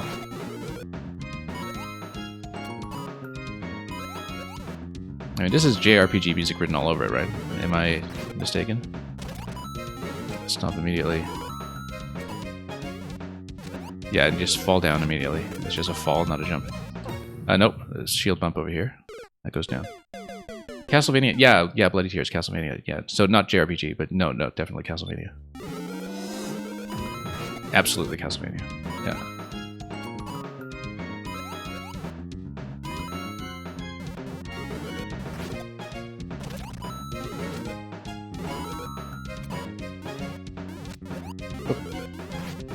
Lost a little bit of time on that, but let's peel off some damage over here. Yeah. And then we did not get a key. So we're going to redo, obviously. Because this is, yeah, the rare level where we did not just get the key immediately. We'll redo from start just in case we need to comment. And we'll look around carefully. This is pretty fast-paced, so we'll have to determine if it's a block holding the key or an enemy or some other object, but we'll find out. Yeah, thank you for the very premature GGs. I mean, obviously we have to earn the balloons first.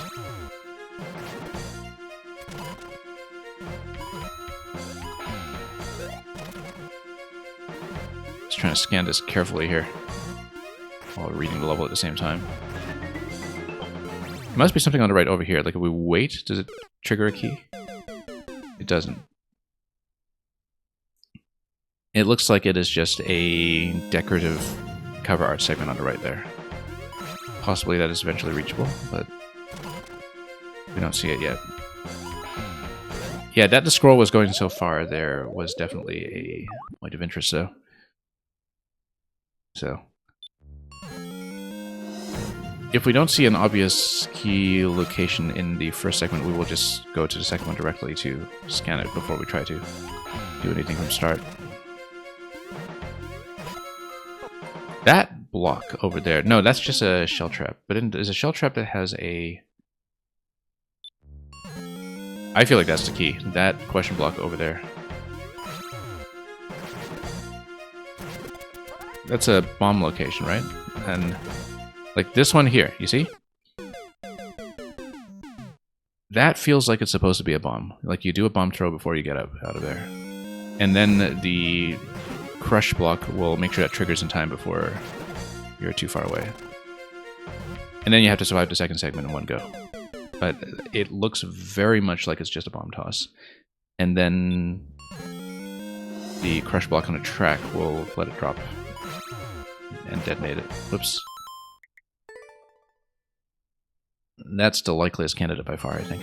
Yeah, I'd noticed that icicle before, but I hadn't previously noticed whether it actually had fallen to activate anything, and so... Oh, no, wrong input. So we will go for that as the likeliest theory. And you would, of course, need to keep it past checkpoints, as I said. Whoops, missed a shield. Yeah, pretty smooth level, though, from an execution perspective, so it shouldn't take us too long to do this. Famous last words.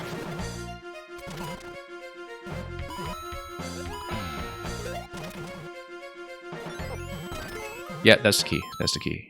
We were a little late in the road at time, and I kind of fell off the wagon there, but that is absolutely the key location. Oops.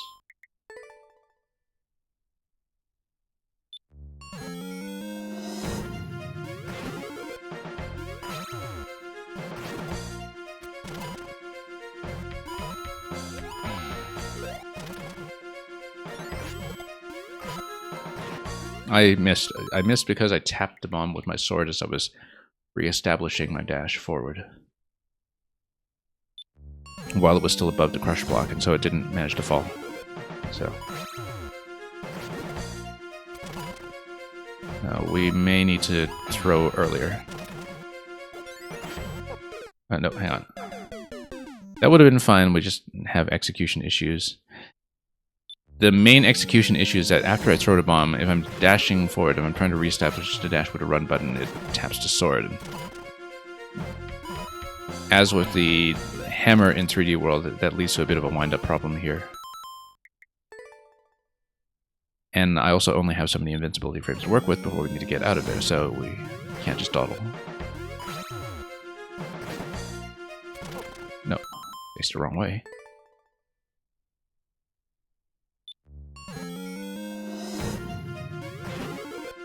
Okay, but the secret hunt on this segment should be, whoops, pretty straightforward, I think.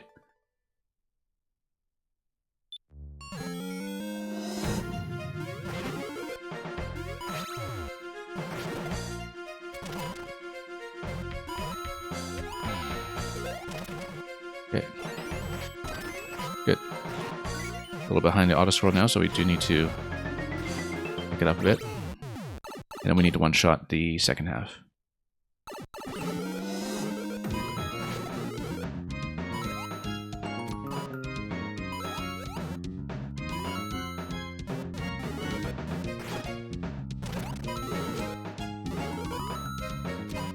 Then we fall in directly. Swing. Okay, good. And that should be it.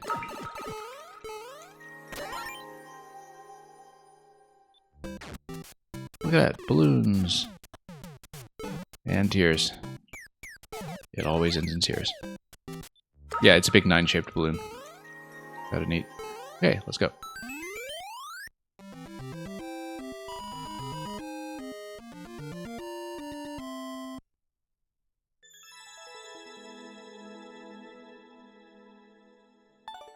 Okay, that worked out pretty smoothly. We'll just see if there's anything interesting here while we load up the next level as well. And I'll just bring that up.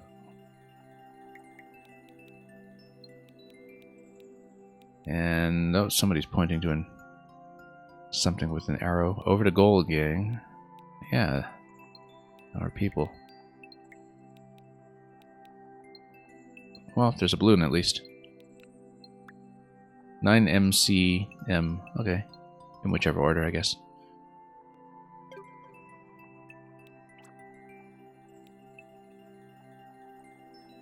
Alright, let's continue. Next is going to be Bang Bang 69.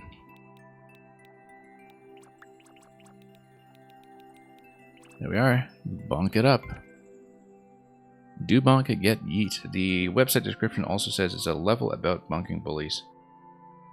So, we'll have more Mang momentum to work with.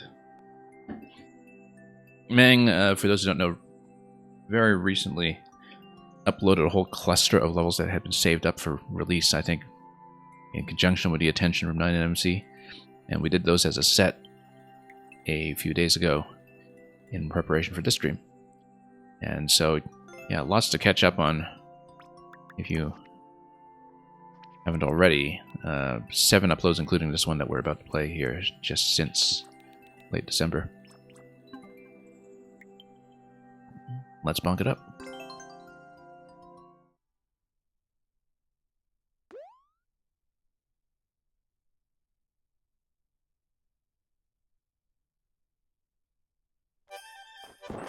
Okay. So yeah, we just jump towards it and then... Oh, no. Do we need to face into it? Oh no, we just... Long jump. Hang on. You stand here. Get some distance off of that, but... I wonder... I mean, you should be entering from below, right? Looking at this mechanism here, that's obviously what it's supposed to be. High jump, that's what it is. Yeah. I understand immediately. And Eric, welcome. Yeah, this is pretty springy. That's an accurate description.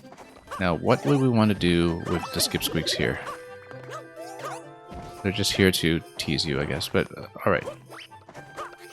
Yeah, so it's just, you do spin high jump.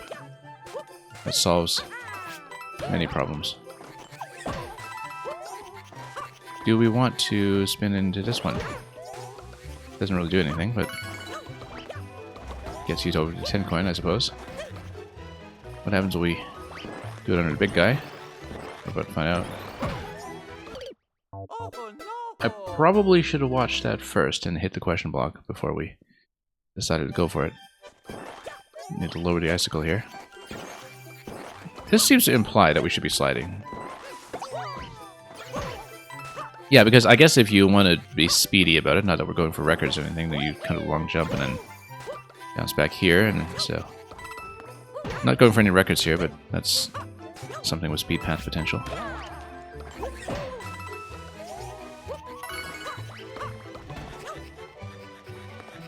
And then, oh yeah, we learned our lesson the hard way here. You jump, and then, but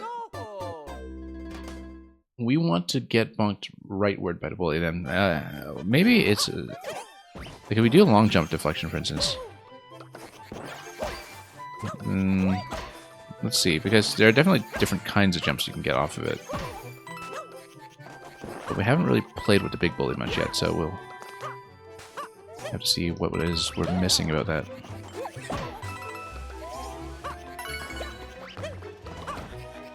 Because, yeah, there's the block up there. I'm wondering if I can actually get across. But we'll have to think about that. Because I feel like we need to use bully momentum in some fashion to clean that up. Yeah, 06i, that's the perfect emote for this occasion. Glad I made it so many years ago. Yeah, there's some kind of reversal here where you can take advantage of momentum from conveyor belt, I think. Like if you maybe long jump under him or something to... Oh, long jump under. Not like that. I mean, I'm thinking that if you can get the bully's foot to sort of dunk you out of a long jump and then really spike you down. I'm not exactly sure how that would work. Here we're doing spin high jump for all of this stuff, because that seems natural. Spin high jump doesn't seem to work there, though, yet, because we need to deal with the icicle on the right side, so... Possibly we just get rid of all this stuff with a slide. We do, but we come out of the slide at that point. Ground pound into it, I guess. Eric, you finally have an idea for what level you're going to make. You didn't upload in a long time because you had plans for your upcoming birthday. I mean, are you not just making a level for your birthday? Because I guess that would kill two birds with one stone.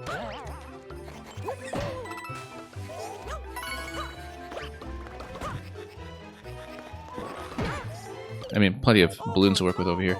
You can actually probably get over to that ice block from down below. I mean, we're kind of a tile off, but I feel like, of course, we still want to go for the question block there, even if it is optional in case it is a key, but we do need to see what that's about. At the very least, we should maybe unlock access to that bully that's behind the icicle on the right side.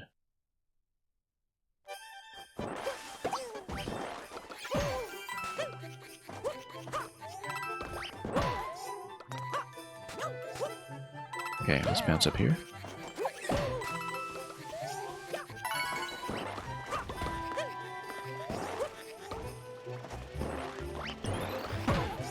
How is a game going to be more important than your life, you're asking? I feel like you're in the wrong room to be asking that question.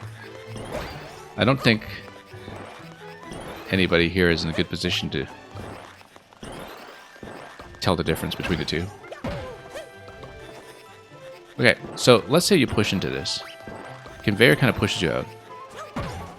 If we do high jump, we get pretty high, but then I feel like we just need to push all this. Why didn't we just do that in the first place? Okay, now... Oh, that's really neat. That's really neat. So that gives you the second bounce over the icicle. Except if you smash the block, then that's okay. No, he's still going to peek out over the edge when you're here. I said, you're still going to peek out the edge when you're here. Get over here. Get over here. Did I break this? I broke this. Well, let's hope for the best. Hope he's in position. Hang on. High jump. Oh no!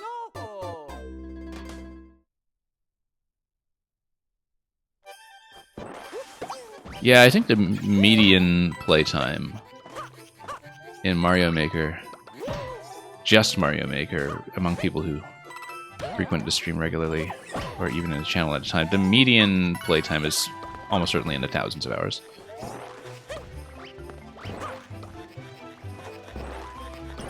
Particularly for people who are serious long-time makers. Let's remember to actually eliminate this with a stomp. Bully activation range, yeah. It's funny because this is literally one of the first things I played with back when I got Maker 2 at launch, was trying to figure out how bullies worked. I still don't know how bullies work. Okay, let's do a stomp to get some good momentum here, to just get rid of all that stuff.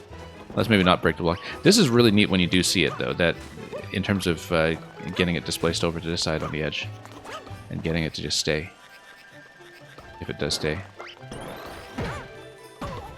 Yeah, so technically, we should be going for that, and there we go. Oh, we could have just gone for that wall jump immediately. Not that we're going for speed, but, you know, that would be the way to do it. Oh no! And then there's something down below on the bottom left we'll go for at some point. Yeah.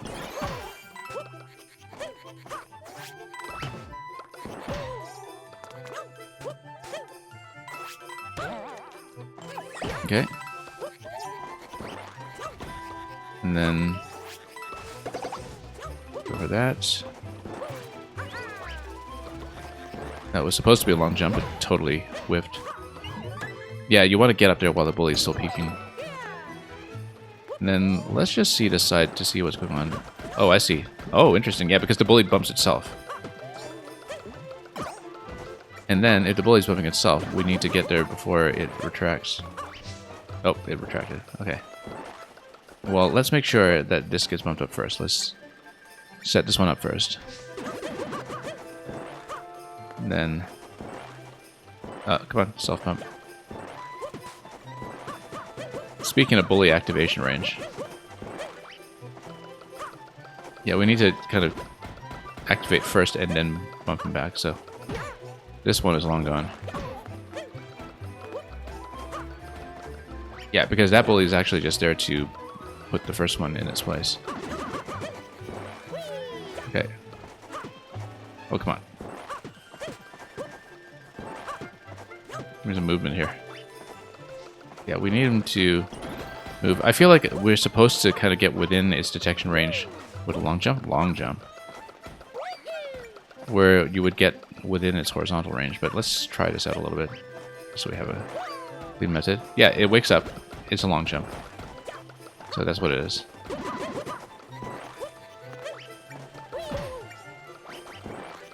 And that's the right sequence. Let's not jump here, obviously. And we missed. Okay, great.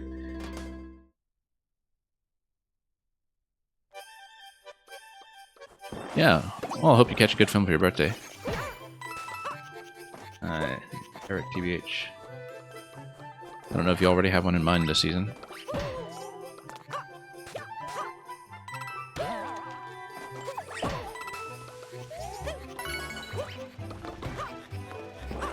Well, actually, that's a surprisingly low hour count for you, I think. Just, I mean, I guess you proportionally spent a lot more time making the playing compared to a lot of players. And that sounds about right. And you work quickly. I know that. So we can bump this first if we want, but yeah, we activate like that, and then that gets you up there immediately.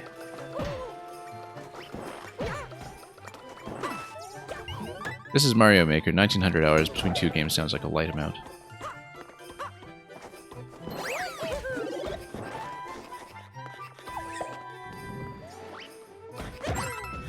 No, you do have to jump up towards the bully at this point before it smashes. Yeah, rookie numbers indeed. Okay. Oh, come on. Missed the one up, unfortunately. What do we do about a snowball here? We smashed it. I feel like we probably didn't want to smash it. But maybe that's a speed pass consideration there. Oops. Missed the high jump there.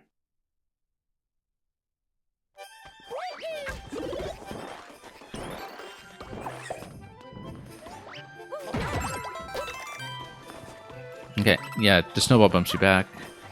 We do want to bump this guy up, but then we do want to make sure we get the high jump. High jump. There we go. And then... Oh, missed it. I mean, we'll just spawn another one after we have a chance to slide back. Yeah, kick it. Nope, not quite. We have to get to jump right from... No, not from here. We actually do need to get it from directly below. Yeah, Electrodude's kind of being in the zone and having the preparedness to not just, you know, mess around endlessly in the editor first. Like, having the focus certainly helps. Oh, no. Failed to get the high jump there again. Just didn't get that initial spin because we were still coming off the conveyor.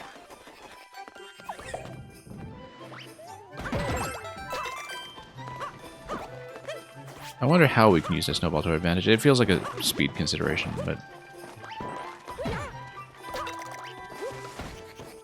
Okay. Here we go. Much cleaner. We still haven't looked for secrets yet, but... could be near the end.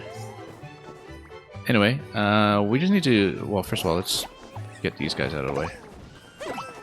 Then... just up here, right? What else could we possibly need? Something down here. That's just for the slope, though, right? Oh, we can do a lot better than that. Nope. Oh, yeah, you would need to deflect a snowball. It would have to be a snowball, I think. And we're not getting that anymore, are we? Yes, we are. Nope, hang on. Let's try it again.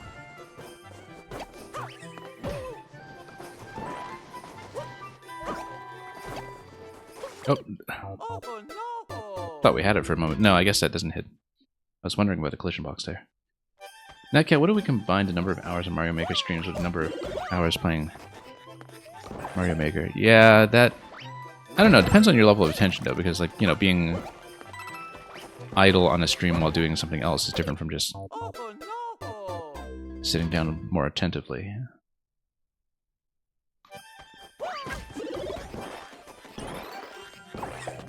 Before I had a capture card myself, back in the late Maker 1 era,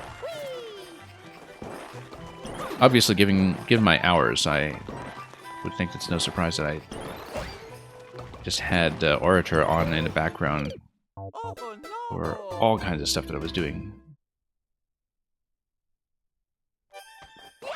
And just kind of absorbed a lot of Mario Maker that way in all its glory. I have no idea what Mario Maker YouTube is like nowadays. I feel like I lost touch with it once Steve dropped out of it in early Maker 2. There used to be a lot of guide content early on, I guess, but I haven't really even paid attention to YouTube for the longest time. I know that a lot of people who do stream on Twitch have an arguably even bigger presence there, like DGR, for instance, but... Yeah, Electrodude, you were busy with your masters. I mean, when you say until a year or two ago, I know exactly why.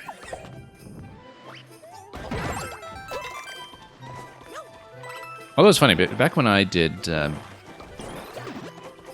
my masters, I think that was actually also the absolute peak of when I was playing World of Warcraft, which might be the one game that I've historically played more than Mario Maker 2 in terms of hours total. I'm not sure exactly. And I haven't touched it in about a decade now, or close to it, but... Yeah, well, many, many years. Maybe not quite a decade, but pretty close. But yeah, there was a time when I was doing serious regular raiding in WoW, not at the top elite level, but, you know, pretty high up on my server. And Oh no! I need to get the spin here. It's just that I'm kind of getting into the up input from the conveyor, from pushing against the conveyor, and that's causing me problems. And oddly enough, yeah, the absolute peak of my activity was when I was in grad school. But I mean, I had to basically take off for a couple months when it was, you know, thesis season. But Oh no! and yeah, Electro Dude, I think it's very true that for viewer levels in particular, I think, first of all, if you don't have anything to submit yourself, and if the number of active streamers that you can submit to is dwindling, then your interest in putting any of it on will naturally decline. Because, you know, fundamentally, unless you're a really big streamer, the draw of people coming into viewer levels is to see their own stuff being played, and that's just a fact. Right? It's nice when they stay for everybody else and kind of appreciate each other's level design, but fundamentally the reason people show up is in case they can get into the queue.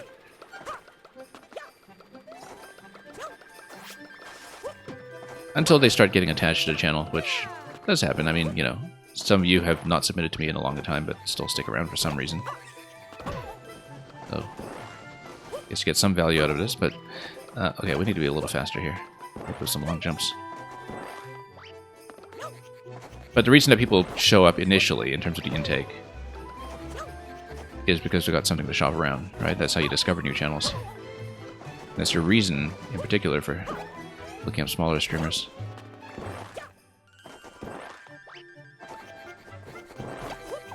So, there we go. No, not quite. If we do the long jump slightly earlier, that actually catches it.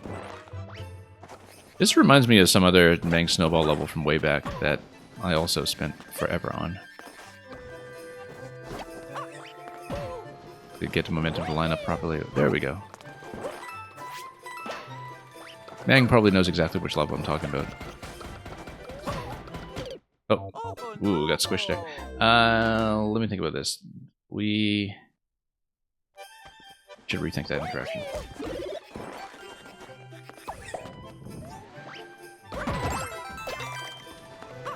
Yeah, and the thing is, if you've reached a point where you're no longer submitting and you're mostly just kind of hanging around or even just lurking around idly to watch other people's creations.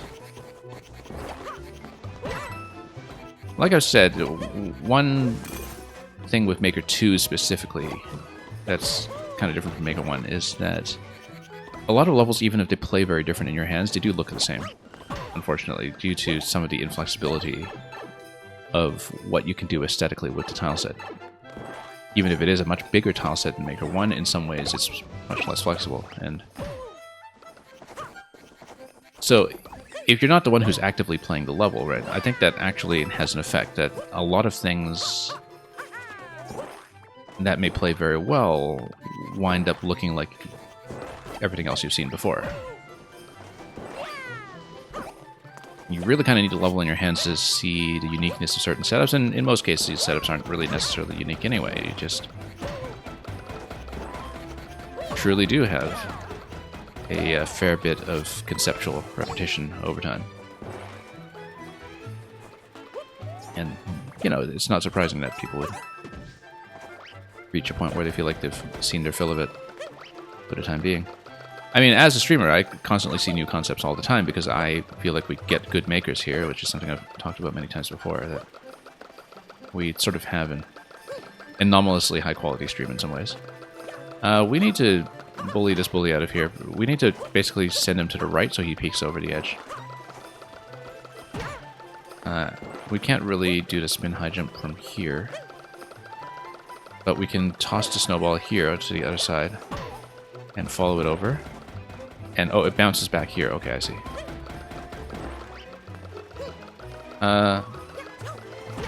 Let's release it as close to the right side as possible. If we do that, then we can catch up with it, and then catch it on the left side, and then launch it into the left side bully to get it into position as something that will allow us to bounce to the right side. And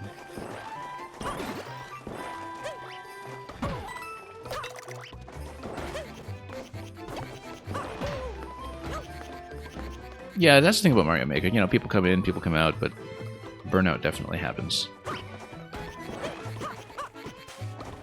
Which, again, is one of the issues with Oh no! Nintendo deleting so aggressively when it comes to concepts that are a little further out there when it comes to tricking the engine, is that it kind of makes the situation worse in a way in terms of making things feel homogenous. And again, a big part of it with Maker 2 is a cosmetic issue that a lot of entirely mechanically polished and very playable levels just all look alike. And so from a spectator's perspective, you know, that definitely affects something in terms of your level of interest. Whoops.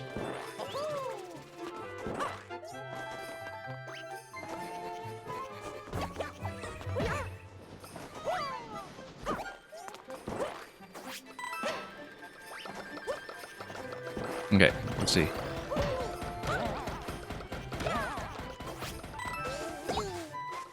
Wow, that was kind of a nice little sound effect over there.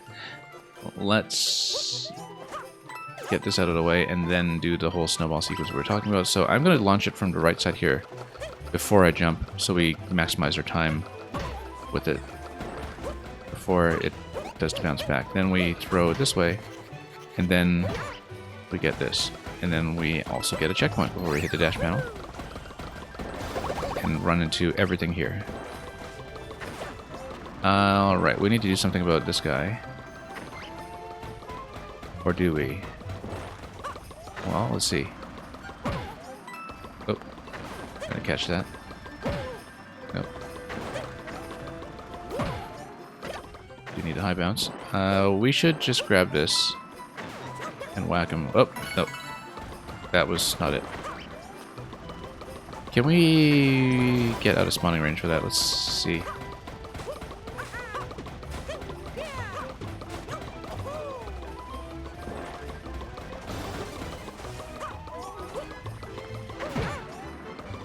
Snowballs don't work like that anyway. Let's... Whoops. Okay, we need to smash this, but yeah, that skip squeak is very suspicious. I feel like we can definitely whack it, and the fact that we failed to whack it makes me think that maybe we're missing something, like even potentially a key from it. Whoops. Oh no! And regardless, we need to smack all this stuff. Oh yeah, that's going to be what the snowball, isn't it? Like we have to drop and then... no, because snowballs just pass through, don't they? You'd think I'd know this stuff by now, with all the Mario Maker I've played. Whoops.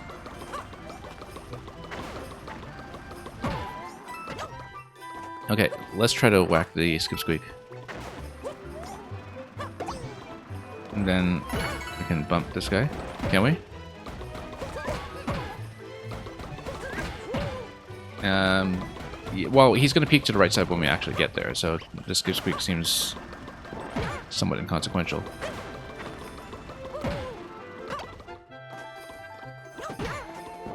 I think we need to push this guy down. That's what we need to do. But we don't want the POW to be within range. We don't want the POW to kill him, actually, right? So let's get him out of the way and then lead him down. Because I think we need him.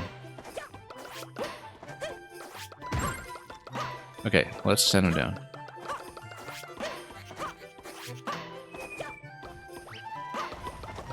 That does nothing.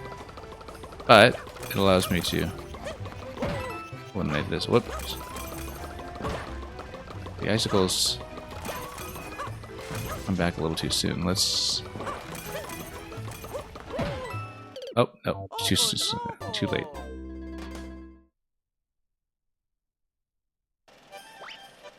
Electro Dude, they clearly want the game to look good. Do you mean Nintendo?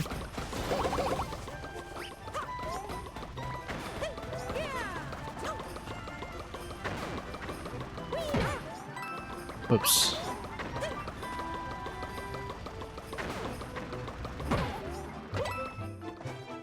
Yeah, but sometimes, you know, looking good can result in... Wanting to look good can result in things looking excessively clean in some ways. Like, where things are just sort of homogenized into tidiness. So, okay, we need to do this again until we just get all three down at once. Particularly the first one. Okay, there we go. And then here, yeah, we need to sail over and long jump this one.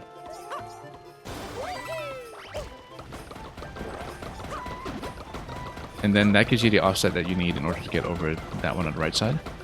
So we need to do this, then we need to quickly get over while it's still available.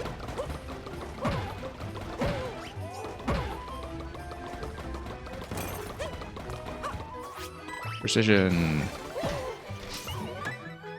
I feel like I missed something there with the bottom of that segment, but maybe not. No, nothing. And yeah, that's going to be jump and then launch a snowball.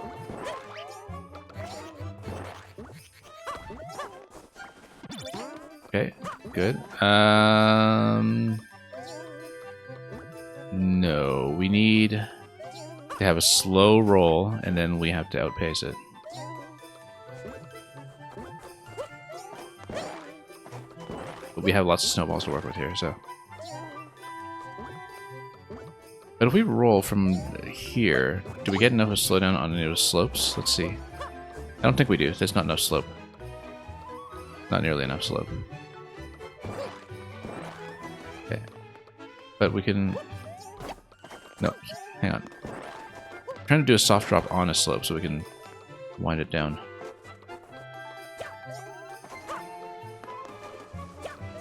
Okay. There we go.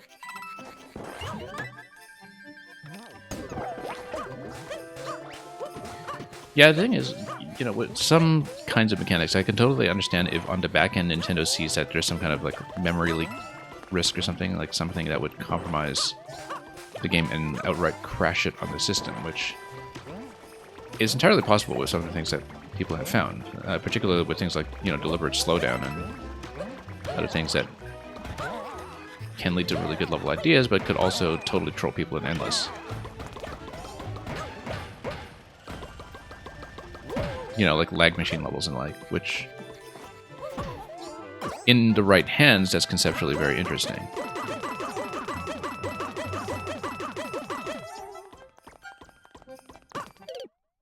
And I can totally see why sometimes they might be looking at something in the back end that they definitely want to stop on when it comes to unintended behavior. But it's very clear that A, they're overly aggressive about responding to reports without really thoroughly checking if there is a serious issue.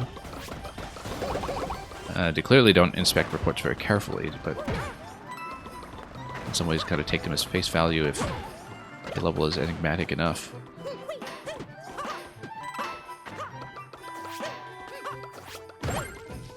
And secondly, that there's just no line of communication or appeal whatsoever. And that's in some ways the bigger problem, is that we have no idea what the process is because it's completely opaque. And nobody understands what's going on and there's no warning, you know?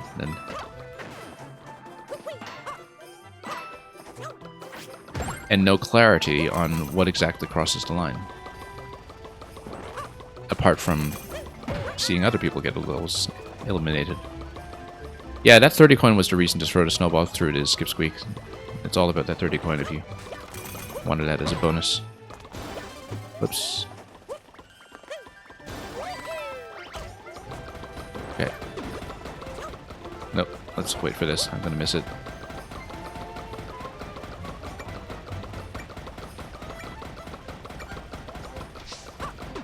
Yeah, because, you know, we have no idea what's going on often. We don't know what the problem is often, in terms of what was detected as crossing the line. And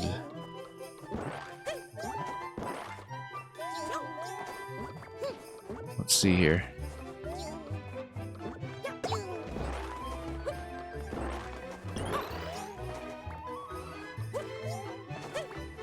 you know, it's a game that at a high level should be about tricking out the engine. And what do you think is going to happen? Whoops, no.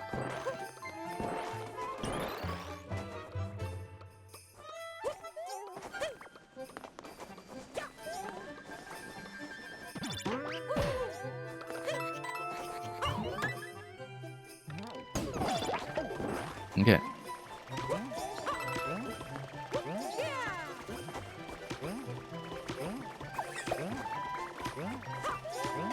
And the fact that, you know, in the way that it was implemented in Maker 2, that it also affects your local storage, like that was, I think, what really crossed the line for a lot of people. Because of the way that even your local storage, once you upload a level and link it to the online system, is also affected. Haven't seen anything like a secret or a key yet, but there's a key box over here, so possibly that question block on the right side. Where we just need to keep popping this, and I mean, we just need to lead it to the right, possibly. No, we need to bounce it to the right and then get another bounce quickly.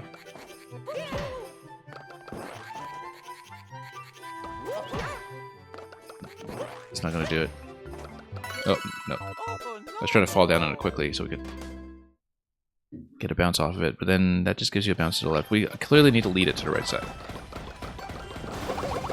And then go for that block up top.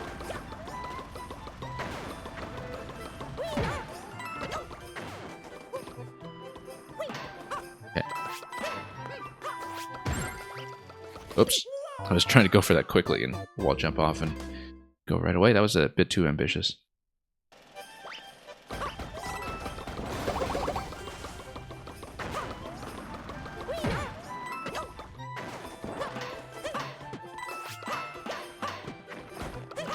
Okay. But anyway, despite, you know, all the issues I have with Nintendo pushing out a lot of the best and most interesting makers from deletion burnout, essentially, it's kind of impressive just how many new ideas I do still see on a fairly regular basis that nevertheless have survived. And there's still so many things that I know mechanically exist and are actually kind of underused, too, where there definitely is still plenty of conceptual space left to work with when it comes to tricking out this game. And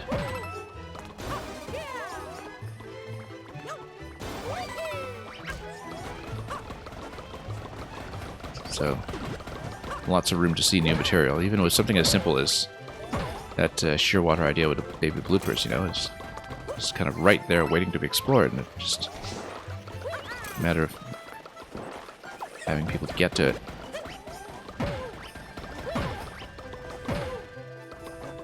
Okay. We can just do that at the upper level, and it's probably... Nope. Much better. Okay, so snowball segment here again.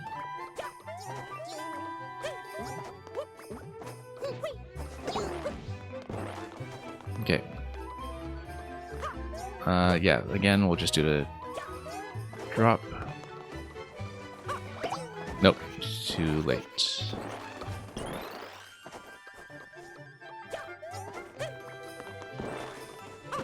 No, hang on. One way of doing this would have been to take advantage of the fact that we're given 2 snowballs at the start and just block that pipe. You'd have to leave the big one alive, of course, but... No, hang on. Bad jump.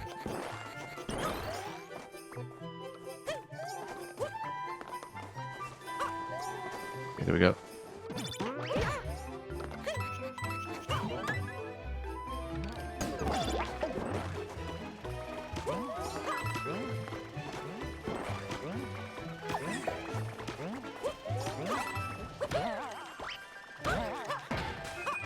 Okay, there we go.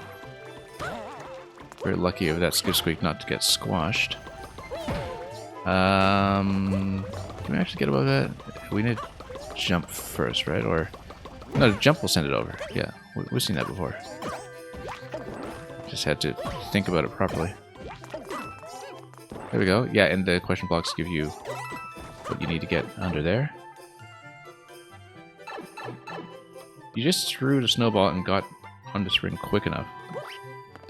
I mean, that works too. I don't know what's the intended strategy. Like, I just do whatever works. But, as you know, I tend to get by in this game by trying to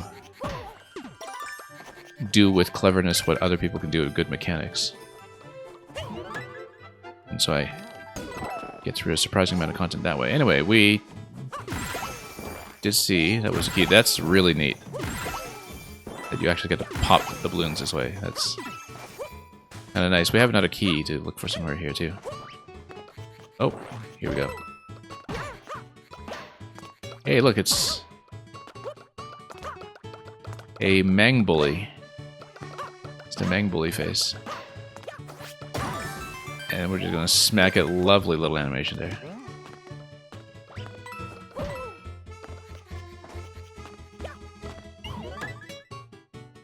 Definitely the most tactile balloon room that we've seen so far. There we go. Yeah, Mang, you threw it under the squeak, yeah. I mean, you know, if I can find a mechanically easier way to do something, I'll at least try it. So, I'm glad multiple methods work there. If you're like me and you're definitely not going for speed, as you can see from the completion time. Anyway, we bonked it up and I'm kind of back to full completion on Mang Mang 69. Still have some older material from original Mang to get to from back in 2019, but I think this is back to completion on this profile for me. We have Luca is coming up next. And we'll load that up.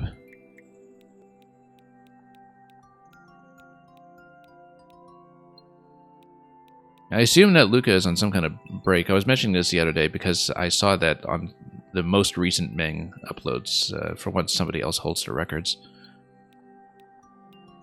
But we'll play the level. You see, this level is actually getting some artwork.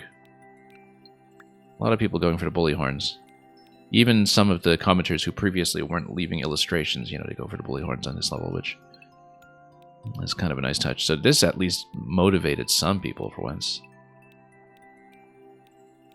And, you know, the person leaving the little hint there. Yeah, I mean, if you don't know to spin high jump, you're not getting anywhere here. But you'll be left like this guy. What? How?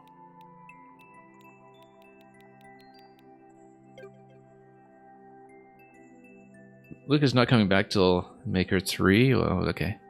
Well, more time to work on soak it up, I suppose. I mean, Luca's played this game a lot. Like, just, you know, even by the standards of everybody else here. But I guess that means that there will be some Mang levels that stand as open for competition.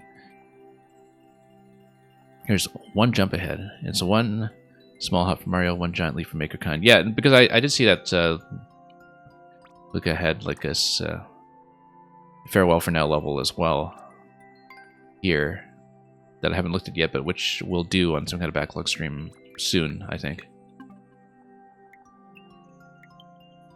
Or on viewer levels if somebody wants to drop it in, but we'll see what's going on with that eventually. For the time being, we'll take a look at one jump ahead. And let's see if there's anything different about the website description. No, it's just the same. So let's see what it is. You heard some people took hours on this level. Okay. So it's going to be another one of those deceptive clear rates where we get gently reset. Like we did by all the snowballs. Well, let's see. Oh, you mean on the bully one? Yeah. Yeah. Again, yeah, that one, like the other snowball one that I was definitely thinking of, the other 3D World snowball one. It's the kind of level that would have a deceptive clear rate, just because if you don't know how to execute a mechanic, then, or if you're not comfortable with it, or if you don't see the puzzle sequence, then you are going to be running out of timer quite a bit. Anyway, let's see this.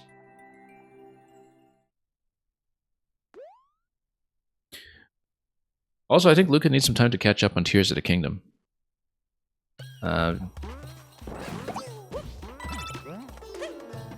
Because, yeah, as I recall, Luca was doing some kind of big run through Breath of the Wild Master Mode back when Tears of the Kingdom came out. And the thing is, those two games need a little bit of distance from each other, right? Like, I don't recommend just playing them immediately next to each other. So this is just Jump Detector, right? Yeah.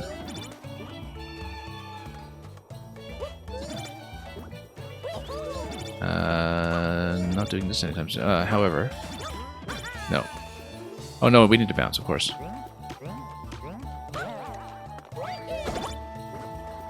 Let's pay attention here.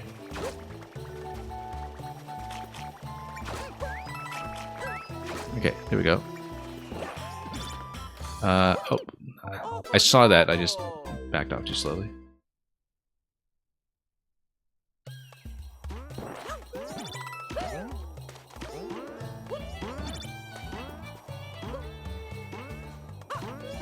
Okay, switch that. You can roll under here? I mean, how else would you do it? Well, I mean, not like that, obviously, but...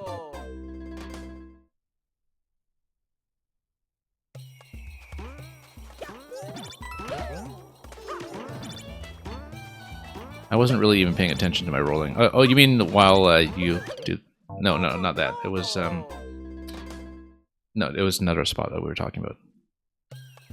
I wasn't really even thinking about rolling. I just went ahead and did it. Oh, let's go back. Go back. The piranha. Yeah, that's what I did. And right, because it was snapping its way up, right? So you don't have a hitbox on its stem, apparently. Hey, I feel like that's an unused concept waiting to happen then.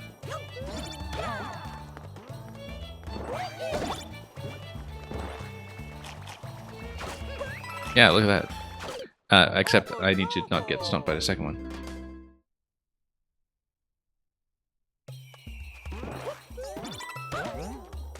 It's fancy enough that it'll probably do it that way again.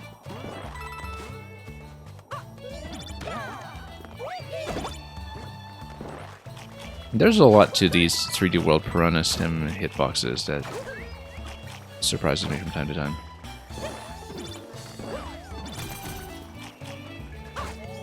And then we just need to anticipate this with each jump.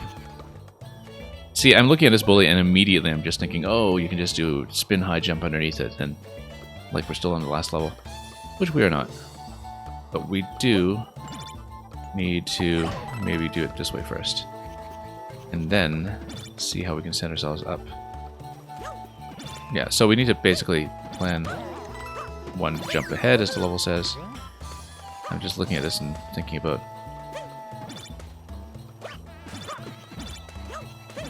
Can we tap that? I mean, I knew that wasn't a lock, I just wanted to see what it was.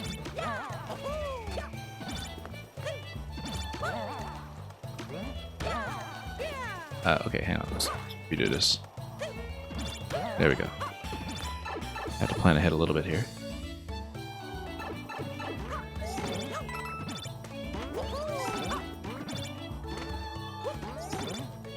Okay, go.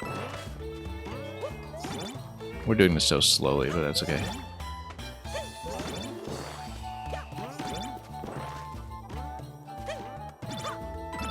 Okay, so we want it to be in this state for the initial dash. But then we want to do like a little bit of a jump towards this guy here, while we saw it full momentum, and then we find ourselves sailing up top. No, hang on.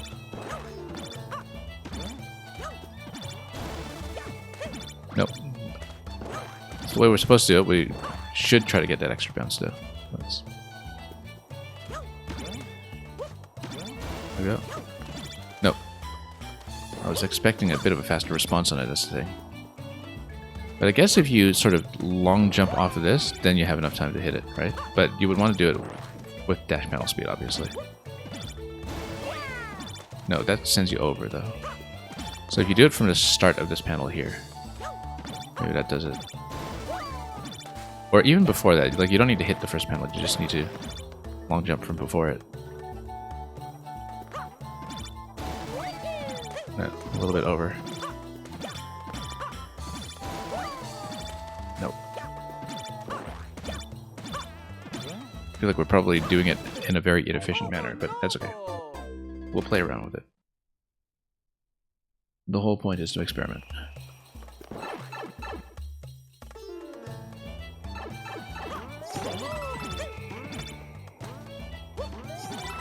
Okay.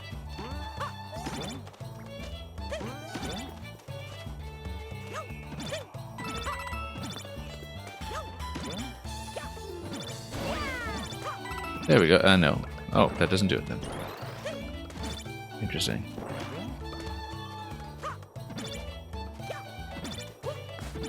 Hang on then. That was kind of surprising, actually. Whoops.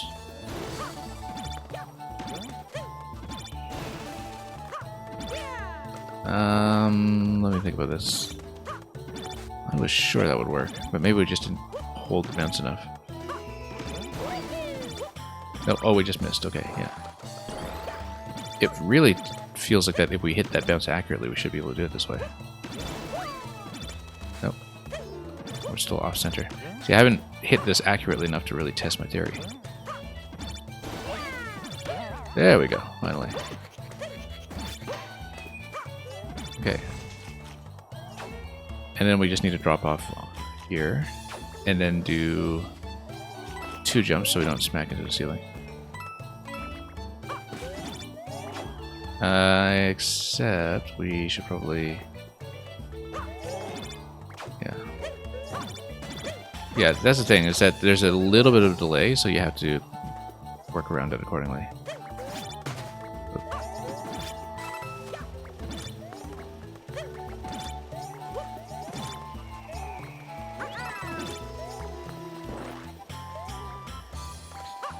These guys are gonna bounce.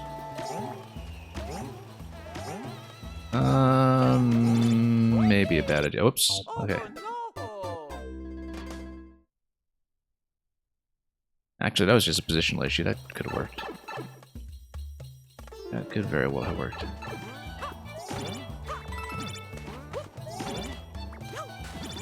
No, whoops. Accidentally bunched up against the first blaster and had a bit of a wall slide there, throwing me off.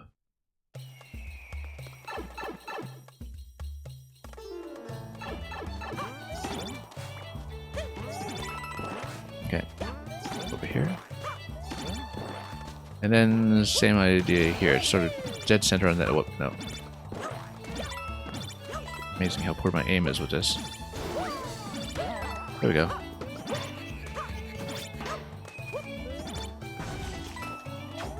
So yeah, we have to take advantage of the lag time a little bit and then just sneak in between activations.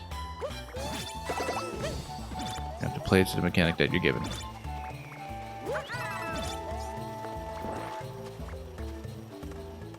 How instant is the response if we jump? I mean, the skip squeaks jump.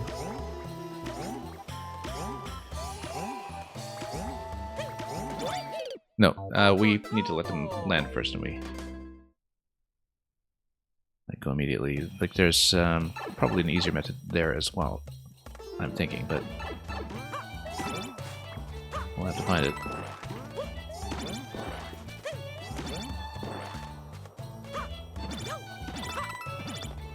Okay. Whoops.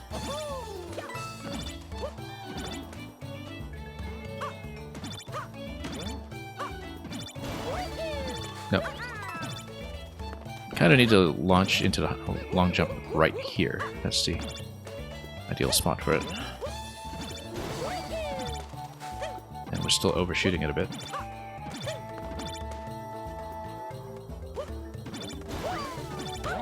There we go. Actually, leaving right at the end of the dash panel works as well. Works even better, arguably.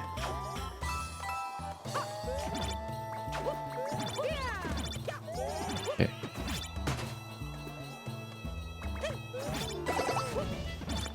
Oops. Let's not get too close here.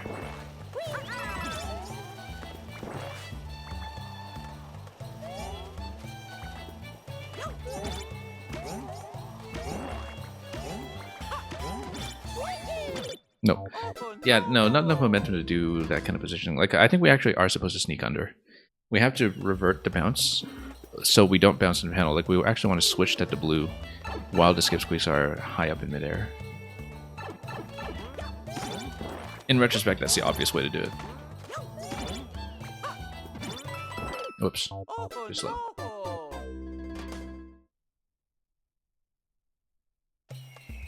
Yeah, no, I see it. It seems like it's clearly the intended approach.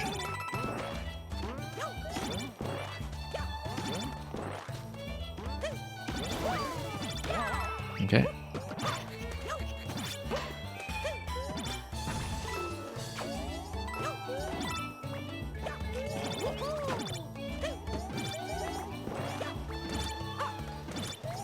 And then we'll just do this as before.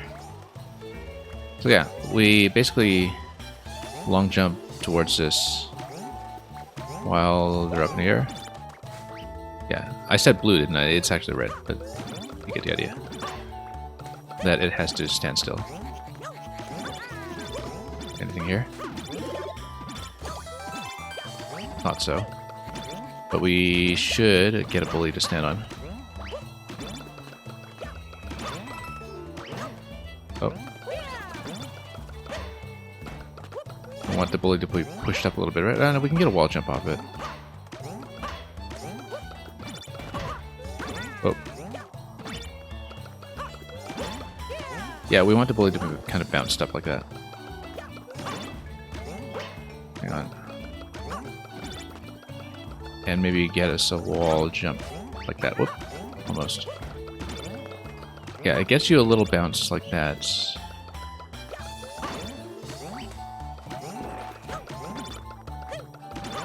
There we go. Yeah, we just hadn't caught it at the top of the bounce previously. Look at this. This is a scroll break. There we go. This is neat, actually. Look at this blink. The way that it just kind of foregrounds and backgrounds. I hadn't really thought about that before, that you have this tile priority swap that's visual, because I'm always thinking about, you know, the priority of these tiles in strictly mechanical terms, and then until you see something like this, you don't really think about how the display of the weird overlap logic in 3D World can actually be used for a cosmetic effect. Oh, this shows you some kind of blockage going on with either of these. Yeah, very neat.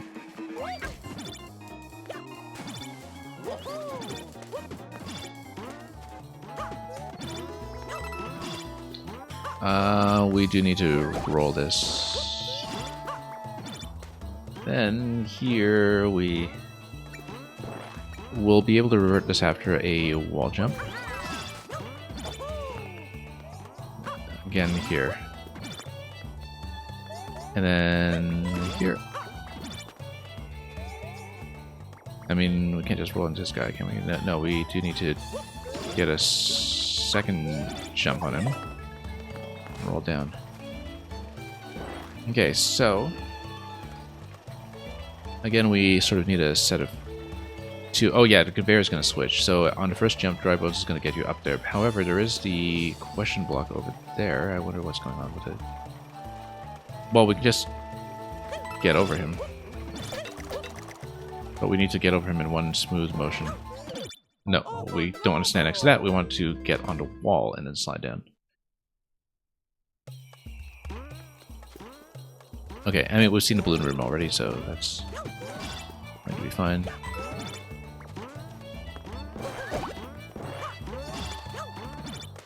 There's probably a faster way to do that with long jumps or something, but we won't see it.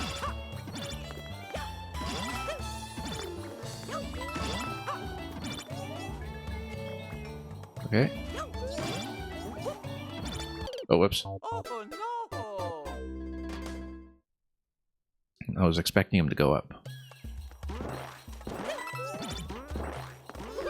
Yeah, just direct long jump at this would have been fine, but oh well. I think so anyway.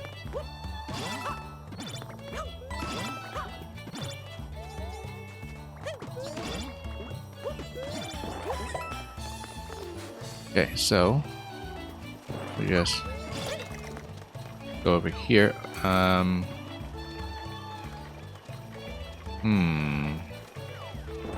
We need to drop them both though. Let's try to drop them both at the same time. Then we have to do maybe a long jump towards it. Hang on. Whoops, no, we should have just rolled towards it here. I wonder if it breaks. I feel like it's potentially... Well, looking at that though, it's tucked in the ground blocks like that. I'm thinking about what kind of mechanism that could be. But, whoops. You know what? We're gonna try it like this. Oh, okay. Well, not quite what I expected, but works for me.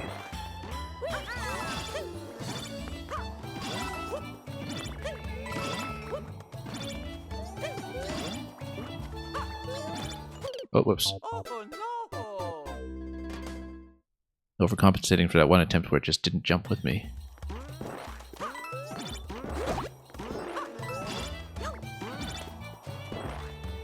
Yeah. I mean, this level does make you account for the little bit of the latency and repetition delay on the trigger, but that's just going to be the case with every kind of detector mechanic. Oh, no, my mistake. Oh no!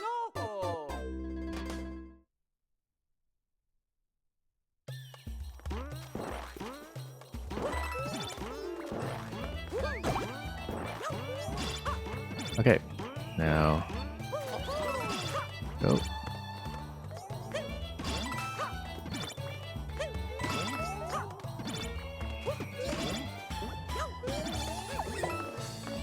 Then same idea here. We go like this. Okay. We need to get out of here. Yeah, we need to do one jump out of there to move to dry bones immediately, and then follow it up before the bicycle refresh. So yeah, we got the balloon room, but there is something else that is going to give us a key. So there is a secondary secret, which is worth looking for. Also, what's up here? Nothing. Oh, whoops. Oh no! Well, glad we checked for that.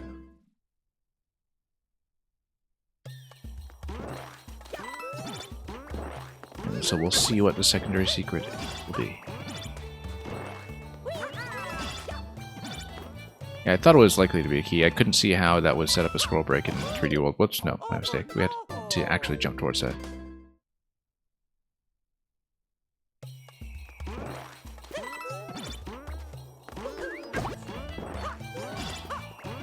Okay, let's get over here. No, once again, I need to jump. And not just fall.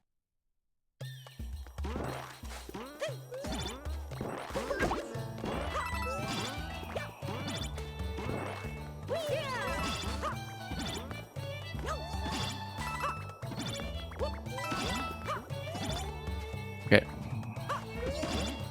Here's another one. And let's go.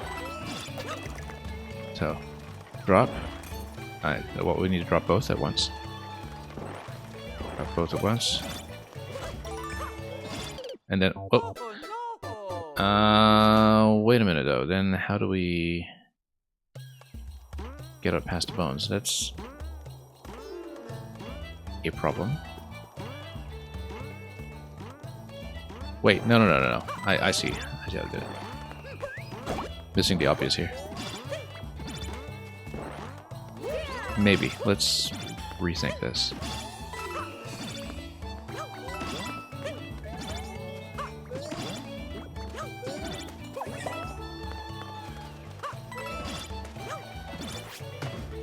Okay,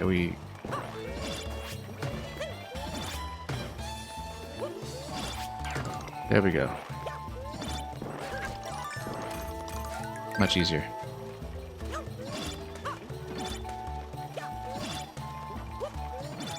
Yeah, we need to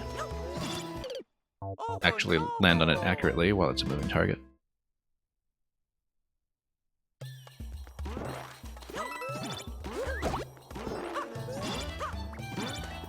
I've been playing through this a little bit slowly, but, you know, better to have your switch states under control.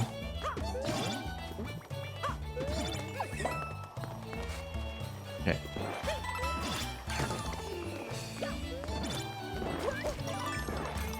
Okay, and then same idea here. Except we are one jump off. That's okay. Wait a minute. Yeah, that doesn't count as a jump because it's just a bounce. So we just need to jump.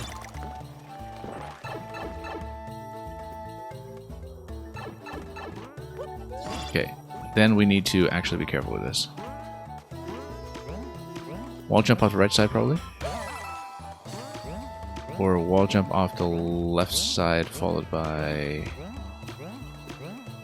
we could also just sneak under the skip squeak, perhaps. No, that doesn't give me enough height.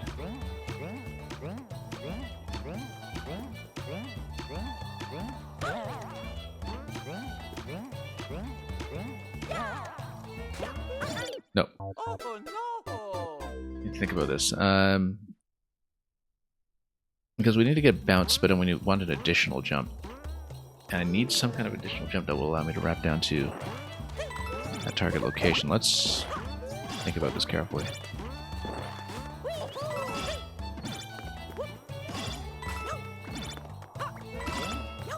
Okay.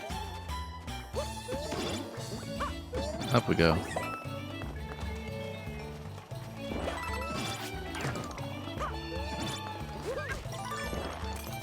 Okay, pretty simple now that we have seen it properly.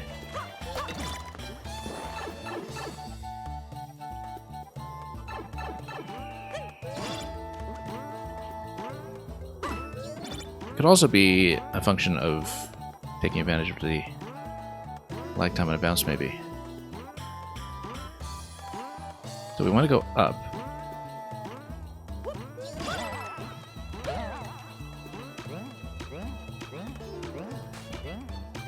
Ideally,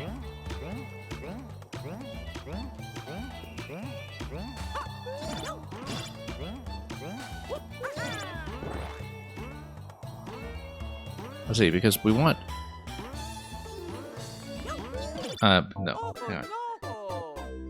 Skip Squeak kind of in the way over there in terms of obstructing me, but like if we have a run sort of from the right side under the Skip Squeak, that's the thing I'm thinking about currently, if we potentially get enough height off of that.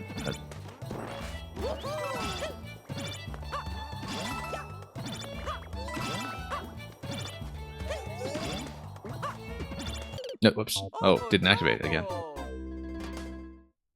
Yeah, because there is a bit of a skip squeak repetition delay that's just not the same as the detector delay for whichever reason.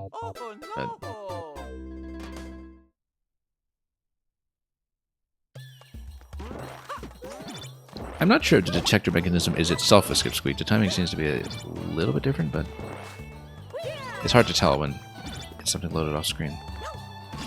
Whoops.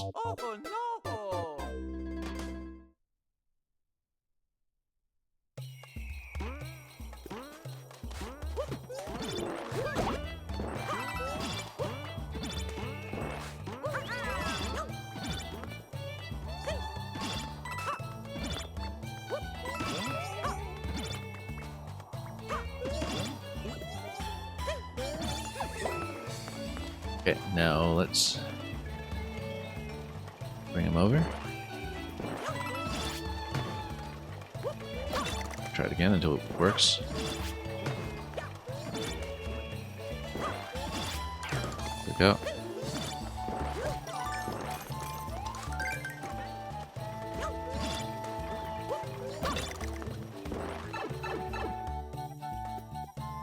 Now this bit here, so if we run off of the skip squeak on the right side, maybe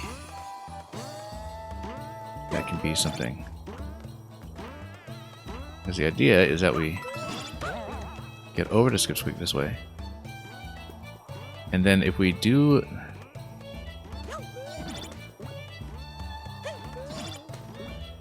one run like this, we do one jump to raise it, I don't think we can reach that.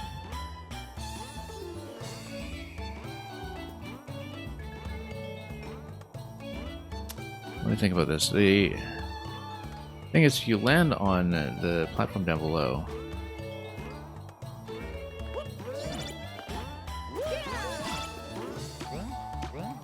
we don't really have a good place to part this jump.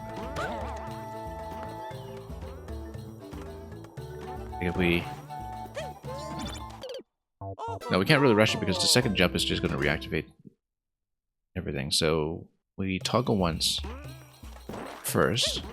Whoops. Oh no! Just thinking about whether we can get enough height.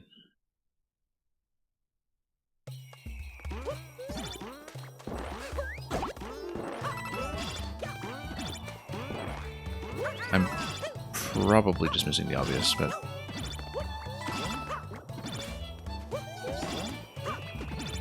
no, once again, too quick. Didn't give him enough of a delay to work with.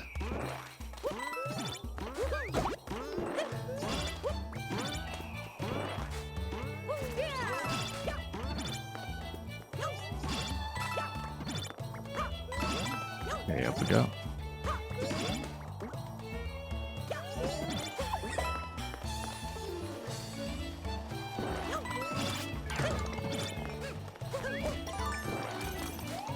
Bit of a close call there that time, but we made it.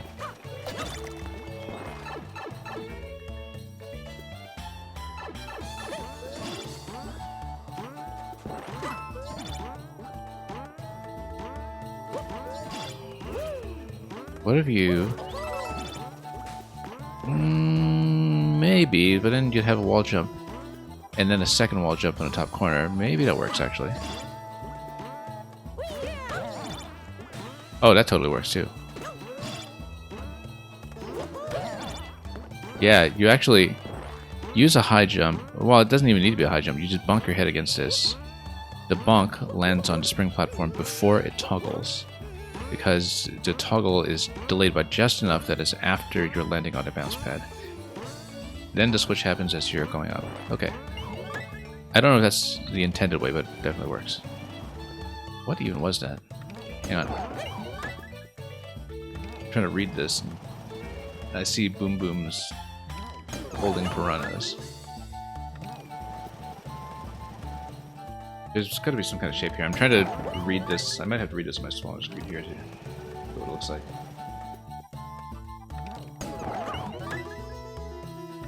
I can't quite make out what the shape is here. I'm just looking at my zoomed out. Oh, it's the setup. Okay, okay. I thought it was making some kind of shape. Yeah. No. Unfortunately, it's a little bit hard for me to read just by, you know, looking at it like this. I have to actually... I had to screenshot it or just stuff it in my video afterwards. We'll look at it a little more closely afterwards because I can't do it on just a moment's glance.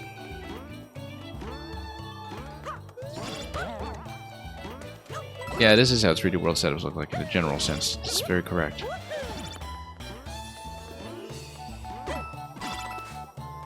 Okay. Now this is going to be another high jump moment here. That doesn't give you enough height to go over the flag though, but maybe you're not supposed to go over a flag. I don't know what the right side there is doing for us. Yeah, there's nothing to play with on that side, so... Okay, we'll take it.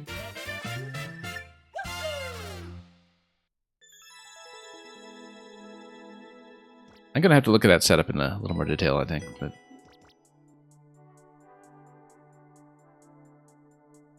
Yeah, it's total spaghetti code. But that's 3D World. Taking advantage of every little collision nuance. And you totally know that if 3D World comes back in Maker 3, all of that's going to change. I bet like some minor infinitesimal change that Nintendo doesn't even think about on the back end is just going to break every single 3D World setup that we know, because the collision logic might just be completely different. In the same way that the momentum transfer logic was just completely rewritten between Maker 1 and 2. I would really not be surprised if 3D World comes back with some of the collision interactions just completely and perhaps unintentionally changed. Yeah. Anyway, let's keep going. We've got time. Next level is going to be by Poltrus. Poltrus, we haven't seen around in a long time, but was one of the Korean makers who was a presence in several of the previous projects as well. We played a couple of Poltrus levels before. In that context, this is going to be Drill Run. Mario becomes a horizontal drill, or an horizontal drill, if you're from a Silent Age territory. Let's take a look. Oh, sure, let's take a look at some comments, too, to see if anybody else was, in fact, several jumps behind.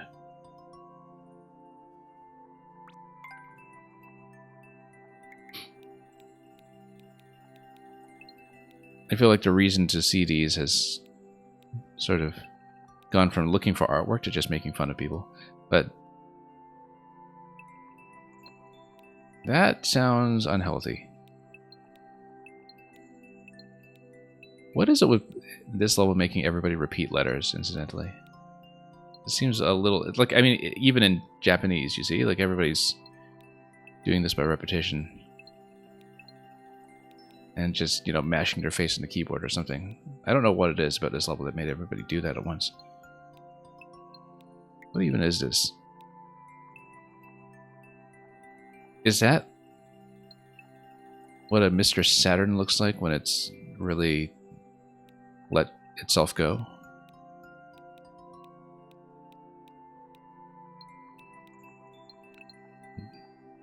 Let's not think too hard about that. Okay. Let's get on to Poltrus. Drill Run.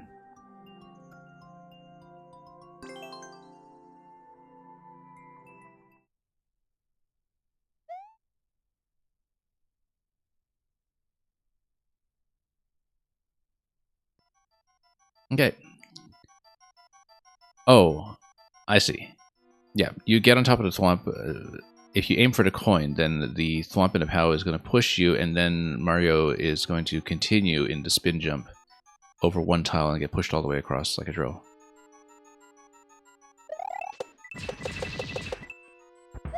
And it's a spin jump coming out of that, obviously.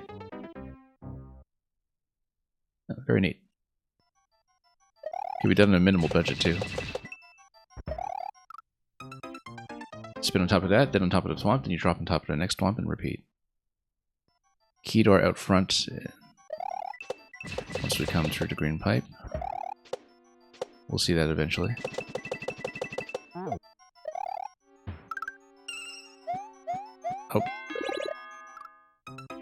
I mean, it would have helped to not just miss that repeatedly, but then we can just spin jump down to the thwomp and continue after the state switch, and it's pretty clear what to do from there.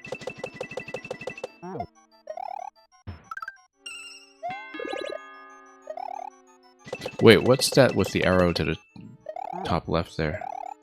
We can just do standard jumps here. I've just been doing spins because we sometimes don't read our landing point quickly enough.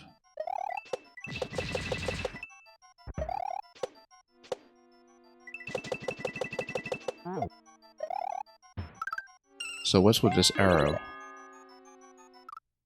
I guess the arrow just encourages you to jump towards the top left, because I don't see us getting over that spike, and I don't see anything to move towards there, so...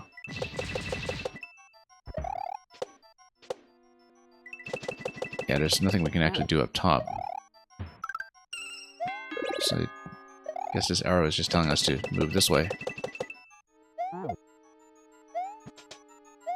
And then we need to do this a little faster, and then it's going to be a spin jump up top once we attract the thwomp to get it to push us over once again.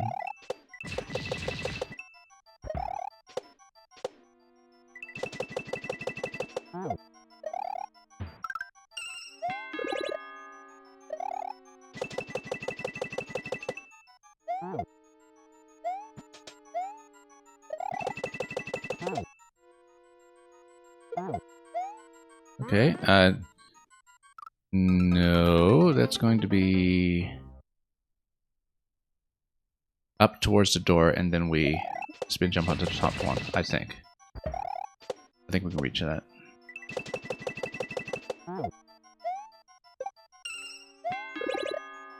Nope, spin. That was a close one.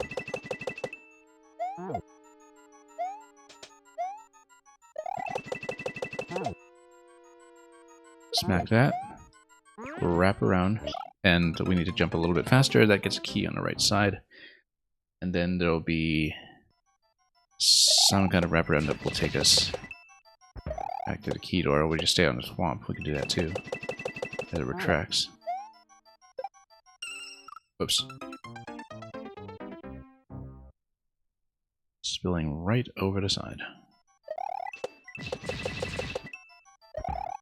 Oops.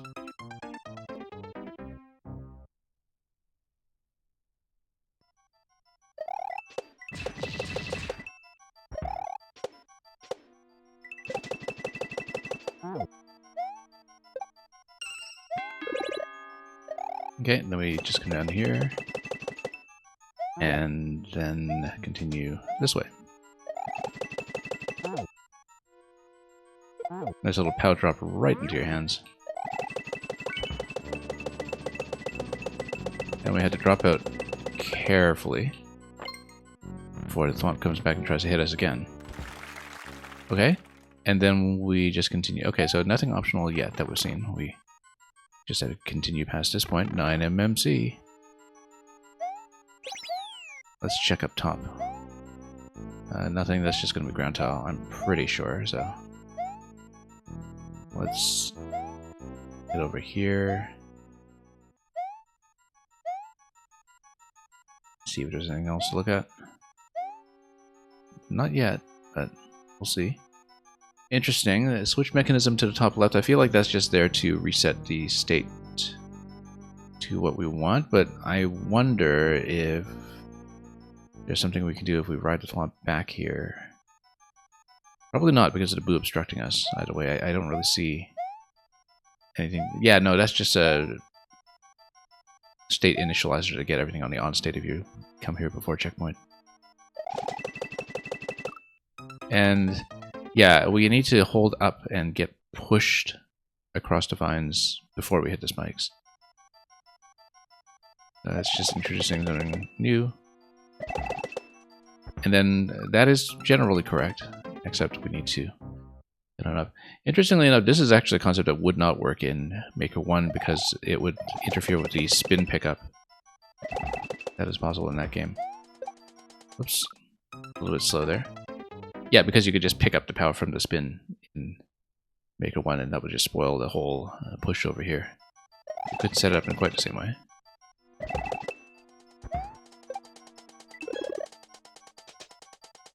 Okay.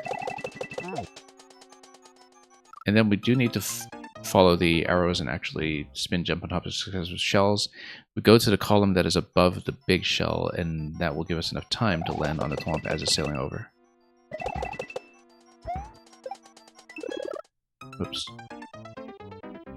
You could use cannons or stumps, that's true. Stumps have that sort of added setup budget that you need to apply to it though, right? Cannons kind of have their own issues if you don't have the cannonballs under control, but I mean, yeah, it's just like the sort of global music setup in terms of just pushing the player, or with any kind of auto level, but as long as you have a surface to stomp on. I mean, there are definitely some things that are going on here with the POWs sort of becoming available to the player as well, and dropping out in interesting ways instead of just being smacked.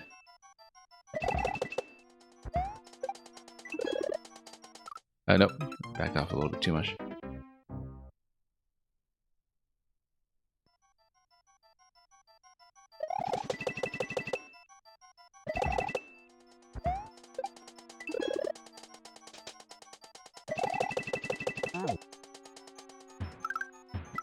Oh, no, missed. Although, actually, you could just go for the Vine Cling. Yeah, no, you can't actually go up that column. I was thinking, oh, you just go up that column and then you can have plenty of time to land safely. But no, you have to go for Vine. That's clear to me now.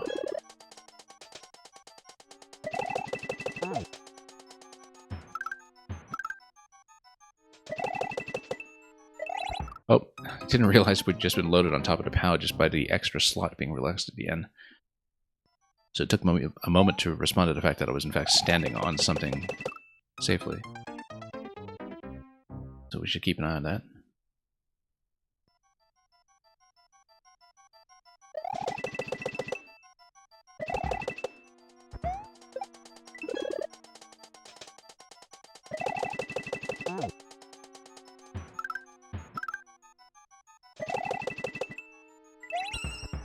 No, I was trying to grab onto the vine there and we just missed. Interestingly enough, I think you can actually land on the same POW and then jump from there if we can't reach. Also noticed that there was something below me here. That red platform down below. With some pipes and other things down here. It probably isn't anything, but I would like to check.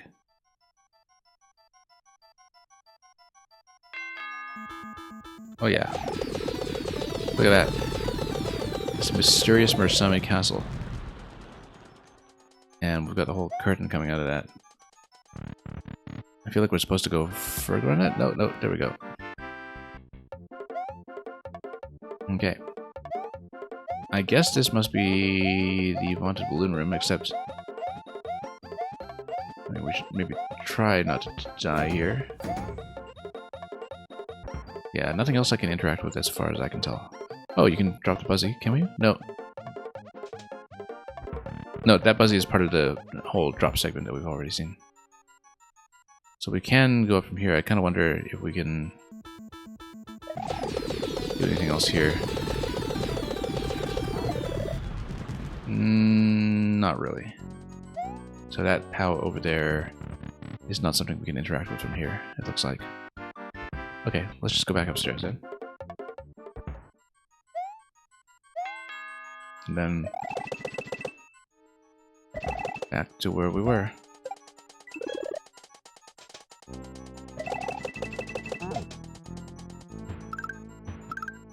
Oh, no, too soon. Yeah, pretty clear how the secret room was signaled, at least.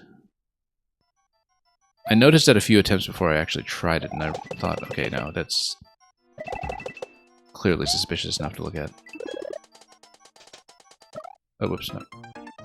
It's been too early here. Let's stay focused on whether we have spikes overhead.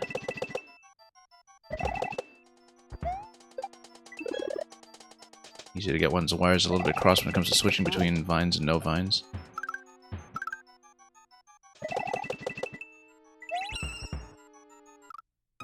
And yeah, you have to kind of get into a spin once the thwomp approaches because you do get pushed off the vine pretty much immediately, so you need to have decent reaction time there.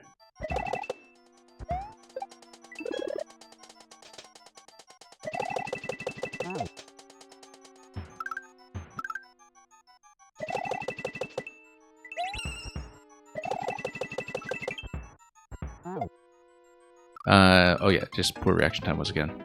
I was busy reading what was going on after that drop, but no, you just keep getting pushed. Interesting state switch on that pipe there. I wasn't really paying attention to what was going on with that or what it was previously.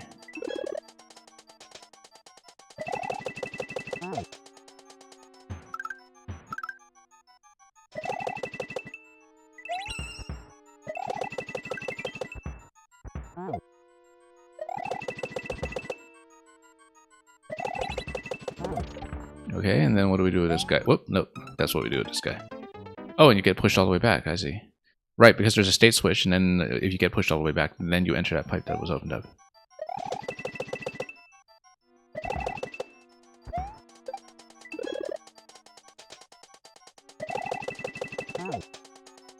Okay, up we go.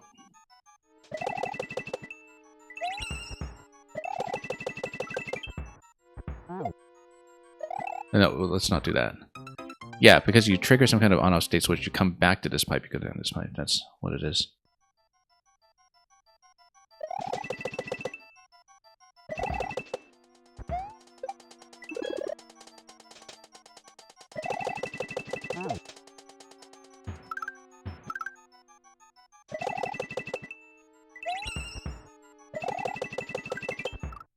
I pushed into the vine a little bit Too late.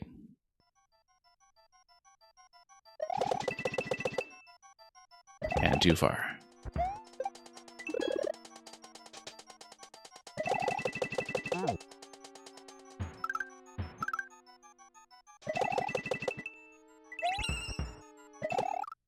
And, how come we lost it that time?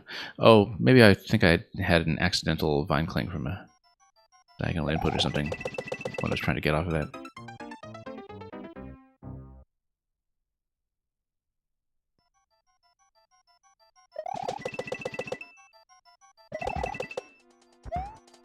Okay, let's keep going.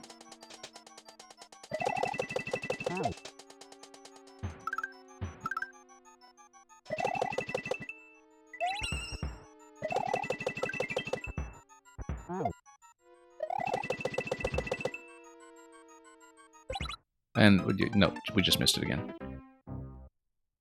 Yeah, so once we hit the other side, then we swap back, go right to left.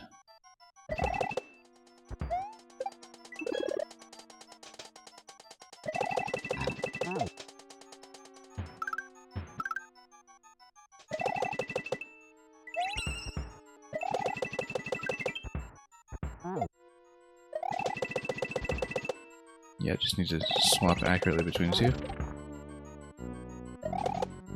Oh no, we have to hit this, yeah, and then because it loads. And then this is the SD lock protection.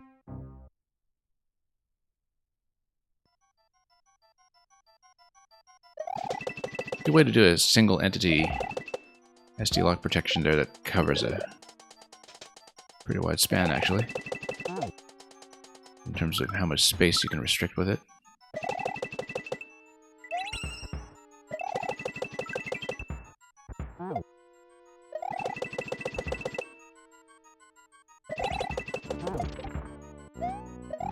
Nope, too far.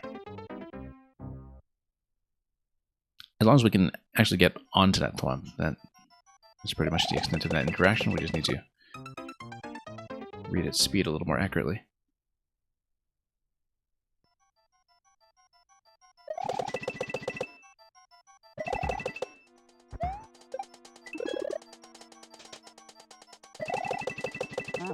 Down we go.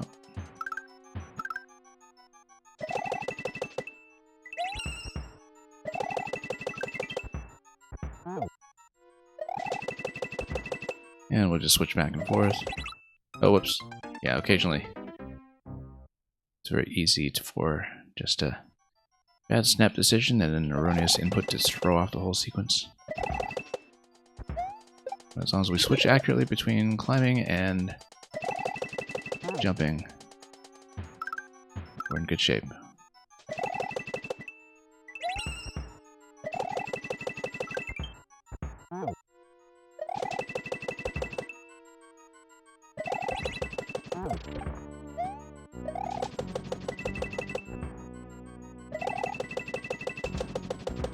Okay. Switching back and forth and going right to left was definitely something a bit new as well. Yeah, and so we just need to switch rapidly in each of these ones here.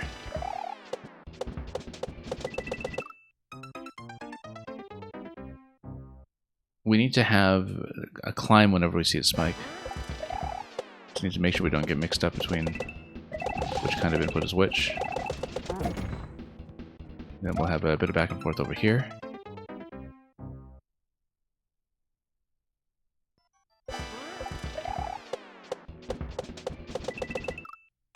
Too soon. Now that we climbed a little bit far.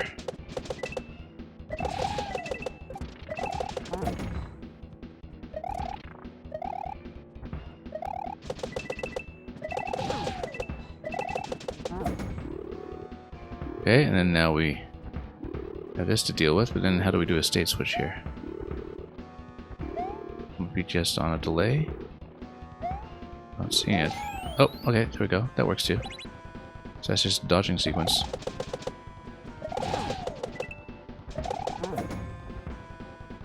Except we missed the opportunity to get through the key door, so we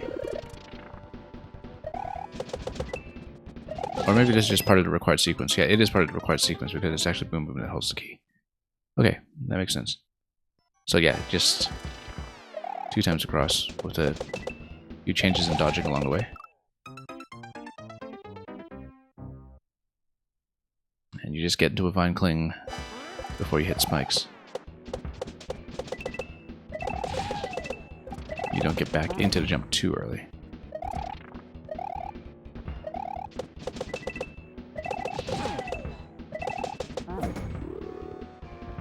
This is just a quick dodging segment then. Nope. Extra Typo coming in with a party of 7. Let's give you a big shout out.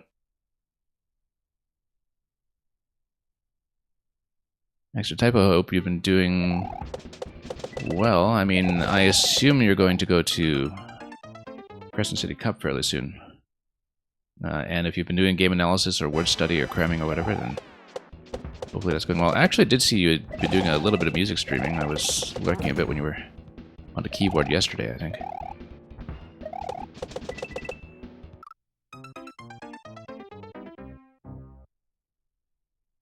So yeah, welcome people coming in from the Scrabble side. Hope you're enjoying all the new words in Collins 24.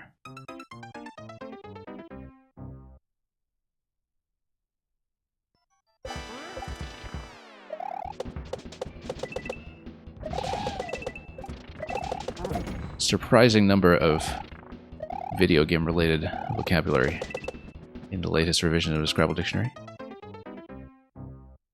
Yeah, we need to get into that spin before we come off the vine here. It's very clearly signaled.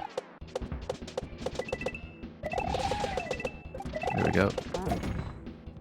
A little bit hard to read from right to left, like everything in Mario. It's a bit of a change psychologically.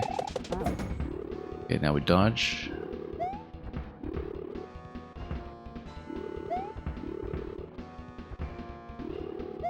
Oh, whoops. Terrible positioning that time.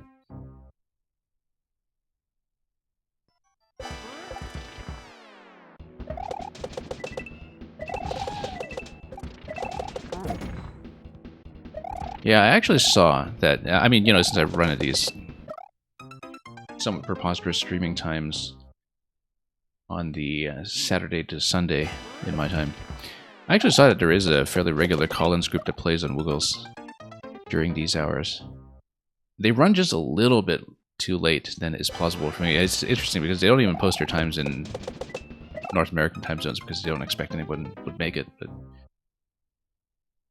I'm kind of thinking that at some point I should actually get in on that. Because it is, I think, like an 1800 plus group when it comes to Woogles rating, so it's, you know, fairly serious. And I don't get nearly enough practice in that lexicon. If anybody's like not following at all, I'm talking about Scrabble because that's where I know Extra Typo, who is a former North American champion, fairly recent North American champion, and who streams the game regularly. Oops.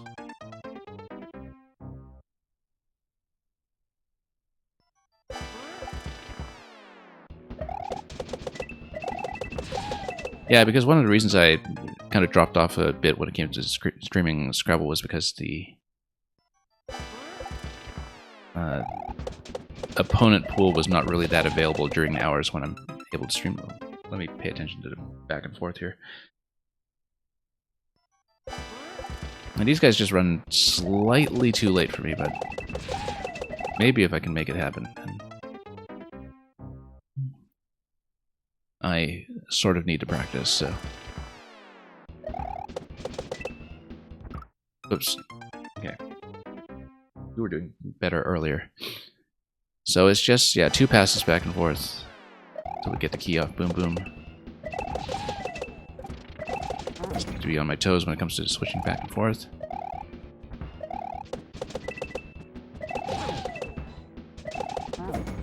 And making sure we get out of that time. Now, this dodging segment, I don't know why I suddenly have so much trouble with it, but it's really not that bad as you reposition. And then it's just a survival timer. Yeah, there we go. That was a little bit close. comfort. And then one more pass gets you across Boom Boom, as this little Goomba trigger comes down. Not even a trigger, actually, just... There we go. And that gets us through. Okay, there's a little bonus that we can do here. Obviously, we're going to try for it. Against my better judgment. Oh, there we go. And we get a little bonus over here that we can enjoy. Nothing to float towards down there, though. I think this is just purely cosmetic.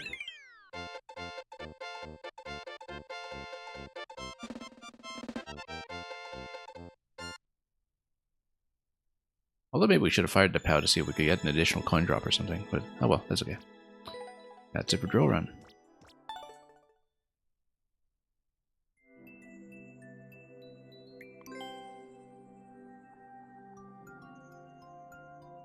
Well, we'll probably have time for, what, at least one or two more today, I think, depending on length. I know there's a puzzle that's coming up. I think the puzzle is actually next in the sequence, which... Yeah, because there's this puzzle, and then Rubik's Cube has another puzzle that's a little further down, and I kind of want to do at least one of them today, so we don't bunch them up all in the same stream, perhaps, in case they're long. How did this take you 2 days? I mean, I guess it's kind of a good thing that these levels do attract a wide audience that normally wouldn't try this difficulty, but... Clearly a lot of people coming in from the viewership of some of the bigger names in the business. You can kind of see that effect, like the DGR effect every time we have a big project like this. Remember, people, this dude had to beat this level without any checkpoints. Yeah, it's really not that bad. But, yeah, great mechanic. It reminds me of something similar that I'd seen with that kind of repeated activation, but without the same kind of push. Like, it's kind of like doing a cape spin level in some ways, except, you know, you've got this really close contact.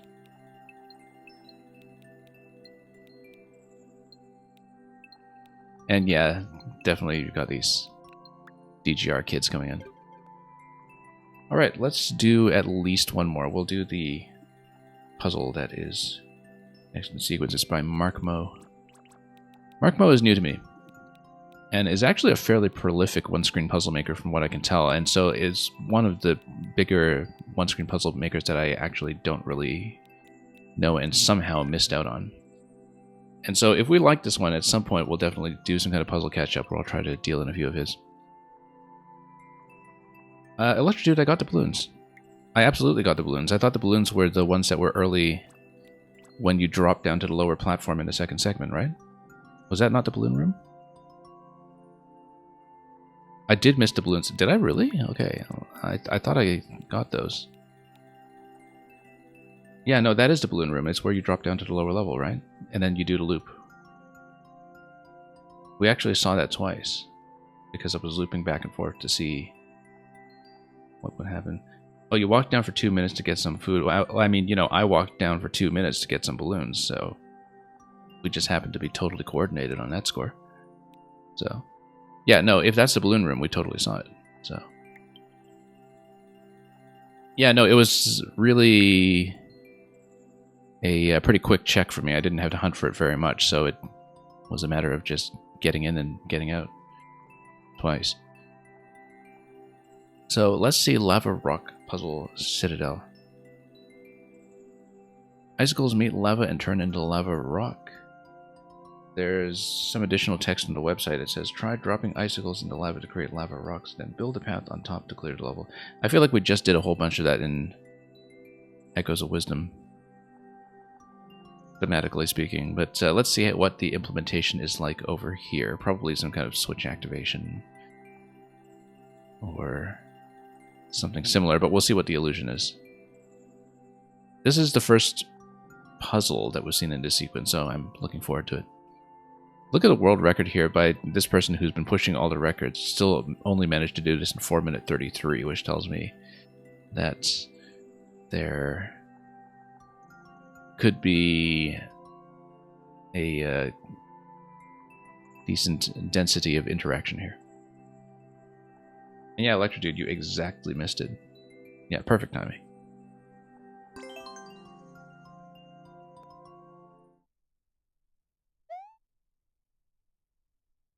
Yeah, like I said, a very quick check.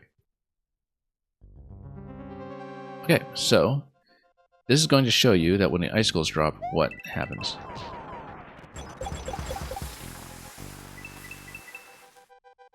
Okay, so it's going to activate a mechanism that sends blocks up towards you. Probably something like a spike ball or something that was triggered below, and then you would have an activation of these blocks from below. It would have to be spike blocks, you would think, because that chains into the invisible blocks, but we'll see. The important thing is that we can kind of think about it just thematically and just sort of think, you know, icicle equals block on top of the lava, which means that we'll get a block sort of immediately below the bump right here. And the idea here is what? Let's see. Either it's that we have to do something to eliminate these blasters on this side, or it's that we have something to look at up here. No, that's a kind of hard wall either way. This icicle is going to give you a block that's on the bottom right. This icicle does not go down yet because it is blocked by the platform currently. So, oh, we got another raid. The Gaming Sage. The artist formerly known as MGM, Multi-Game Master, is now a little more sagely. Possibly after clearing the trial of the Sage Leaf again, you've sort of earned a title. Yeah, I noticed a couple weeks ago that you changed your handle. And rebranded, but welcome nevertheless, and hope that's working out for you. And I see that you're still running a fair bit of Ace Attorney. Okay, so we need to get rid of this platform. We need to therefore get rid of the Wiggler to do that. And then once we lower this platform, then we're able to lower this in the middle. Once we do that, then we're able to get into this slot here to drop the icicle that is in this position, because we need to get into the bottom to do that. So the question is, first of all, what do we do about the Wiggler? Secondly, what does this activate? It's a POW. Okay. We didn't necessarily know that, but now we do. So now we can just activate this in the middle. That should give you the block. Yep. 3 blocks in the middle. Great. And does that give you something that will eliminate the blasters? Yes, it pushes them aside. Okay, pretty straightforward. You finished the main game of Spirit of Justice and you still have DLC. Okay. Yeah, I can't keep all of Ace Attorney straight myself in terms of how many games it's up to at this point and how much DLC, so... Okay, over here, I mean, the only thing that we can interact with right now is the icicle on the right side. Assuming that it's a POW, then it gets rid of the Muncher. Once we get rid of the Muncher, we lower this one in the middle. There's probably something that is a state switch along the way. At some point, we'll want to possibly not reset necessarily, but if you look at the note blocks up top, they might give you something like a fine. We'll see what happens. Yeah, the issue is with this right now is that, like, you can activate the icicles, but it's a total mystery what happens until you actually see it, because it's not a consistent interaction each time necessarily. So occasionally you get the state switch, occasionally you get these blocks or a POW hit, and you just have to activate whichever icicle happens to be available. Interestingly enough, if you jump on top of this icicle, oh, we don't even need to. You just use the helmet. And then you can hit the POW for the Muncher, which gives you a spike ball, and then once you drop this, then you can head over to that side. And then dropping the icicle lets you take the clown car.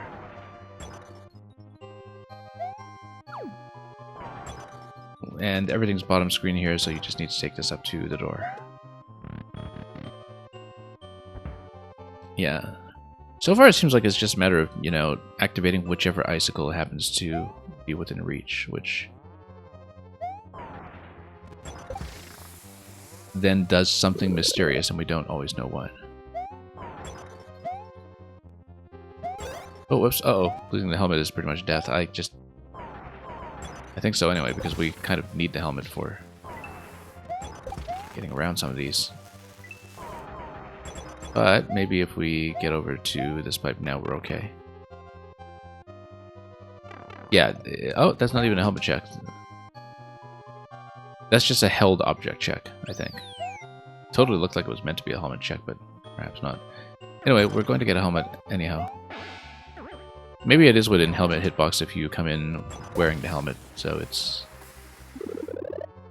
going to do that for you. And then we would want to activate the question block to the right by dropping towards it. And this is going to be a big vertical section here. And yeah, Gaming Sage, you're afraid you can't stay. You have to work in the morning. And thanks for bringing in your viewership, nevertheless. And good to see you back.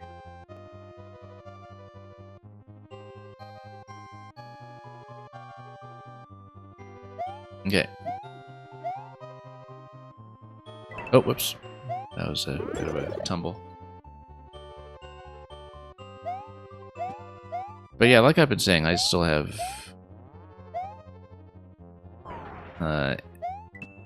the original Ace Attorney trilogy on 3DS to play through at some point. And we'll get to it. I mean, it's on 3DS, so I'm not going to stream it, but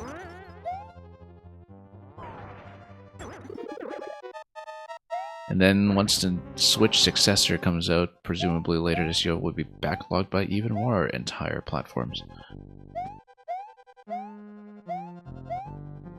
Okay, so we want to wrap our way to the right side. Oh. We don't have a way to lower this platform yet, do we? No, we just need to climb here. A little tight on time, but we are past a checkpoint, so yeah, it's just flying up at this point. I feel like I don't actually need to solve very much in this level. I mean, so far it's really just been a matter of seeing, okay, which icicle am I allowed to drop, and then I get over there and drop it, but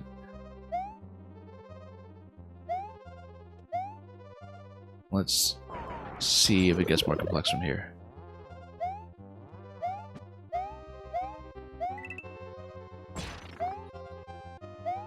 That looks like a twister. Okay, yeah, I was about to say, can we actually get a clown car over here? No, no need. We do need to do something here within the next 30 seconds, though, and try to get out of this tower before then. I'm playing a little bit slowly today, but was that within icicle range? It was not. Yeah, here there's a bit more of a routing problem to solve, at least. Surely I can take the clown car up this one. No, there's a couple of single columns there that we aren't going to see, because, yeah, we are going to time out here, so I'll need to redo this. It felt like there was an icicle drop here, which we released, and which we actually needed to see all the way down. And Luca, yeah, welcome to 2025. I hope you're enjoying your retirement.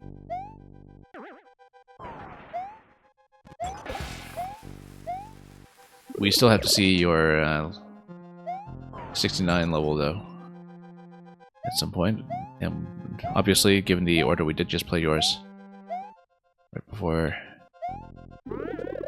this one. Well, 2 levels before this one.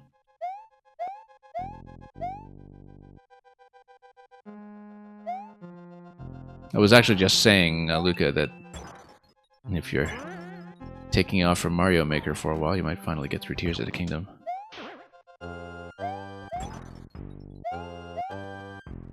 Okay, let's see. So, what objective am I eventually going for? It's got to be this one here, right? Like, we want to smack all 3 of these, in fact, all 3 of these columns, and it's just a big drop where we need to retain a certain spatial memory for what has or hasn't been written down, so No, not that one. Just one column to the right of that. Oh, no, surely we can jump into that.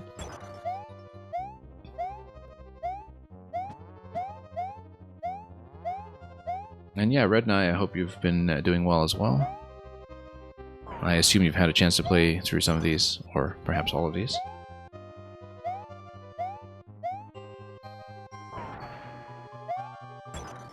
Heck Wolves, you can't wait until the 23rd. And... oh, is that when Rebirth is coming to PC? Yeah.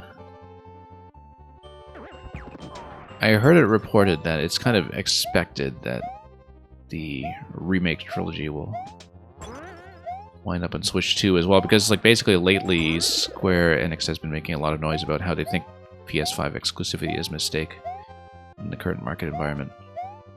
And so a lot of people are reading that as a hint. But yeah, they've been getting better and better about PC ports as well. I also do not own a PS5, so I totally understand where you're coming from.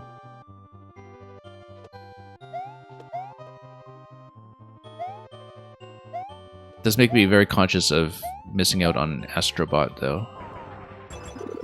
From a platform perspective, that's one of the few things on the PS5 end that I've actually found myself, you know, really consciously missing out on. But that's because it's not that often these days that the other big console platforms get much going on in the platformer space, you know, so you kind of have to appreciate when it does happen. Let's follow this down and... oh, come on. No. Nope. We didn't get within... oh, there we go. It did activate, yeah. So now we can continue the sequence. And drop this, but no, we want something that's one tile to the right of that, right? To the right side column. That's going to be up here. Whoops.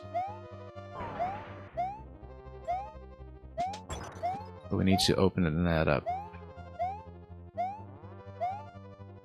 And it's not going to be here. Let's see. Yeah, because now this is a little more puzzle-like in that we kind of have to apply some spatial memory here to understand how the layout is put together. Wouldn't have been out of place in that tower escape contest that we did a couple years back, and which a couple of other makers here were a part of. So we want something that is coming from this column, I think. We need to get within range of an icicle that's actually going to drop there. The retirement reason is NSO ran out and you're not willing to pay for it anymore for now. Oh, that's too bad because the music app is well worth it. Although it's probably... I know that in your region there are probably some regional issues, right? With a lot of pricing being exorbitant. Potentially being the case. I've been using the NSO music app a lot lately. And it's a very satisfying music player, very well put together, even though the content is still just dripping in slowly. Can we sneak the clown car up here? That's what I'm looking at. No, we can't because it's all single columns. Unless we find a way to destroy any of this. We can also bounce... oh, yeah. That's what it is. I forgot that I hadn't actually tapped that. So now we have the clown car going up, and then now we can approach whichever icicle is in that location.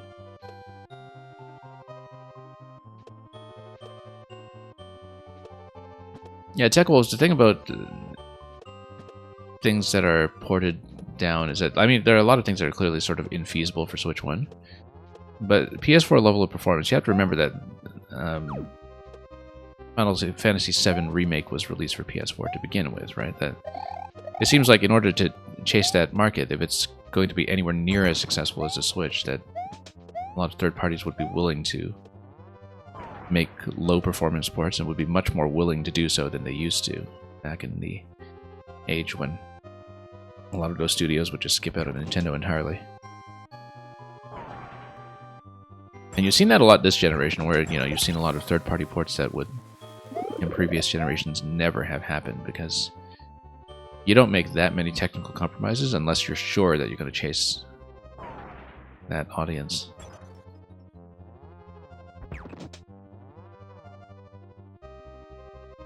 So, you never know. I mean, I'll be here for the Nintendo games anyway. I'm glad I am getting a lot of things with my stream quality sorted out before the next system as well, and also before some major priorities later this year, like Metroid Prime. Okay. We just keep on activating. We spent pretty much the whole timer on this sequence. We had no hope of finishing this on a previous timer. I mean, if you know exactly what to do, I guess even a clear check would be a bit tight. I can see why the world record on this is 4 minutes something. Oh yeah, this was the one we already activated. Let's see if we can make more room for the clown car. If that's at all possible. It totally looks like we can take it further up the right side column. But then not further than that for the coins. We would actually have to take it out the left side. And in order to do that, we would need to break this stuff. 2 ways to do it, either mushroom or P-switch. Because there's no icicle that's going down there. So we need to break this somehow. I don't see it right now. The option for that is... Oh, did we hit that note block? Maybe not.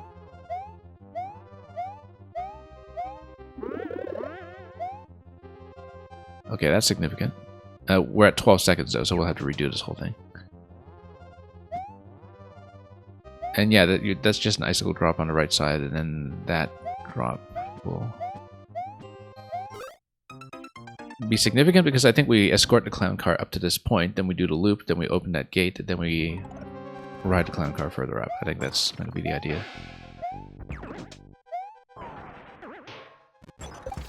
And yeah, Luca, have a good sleep, and hope you get a chance to catch up on the VOD of the run through your creation. And we'll definitely take a look at your subsequent level fairly soon, I hope.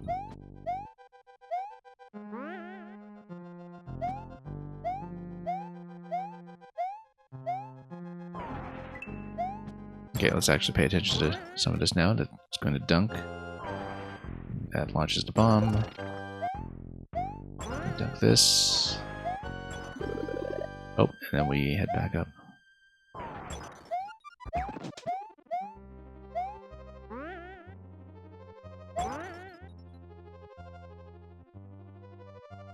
Yeah, this totally feels like a tower escape entry.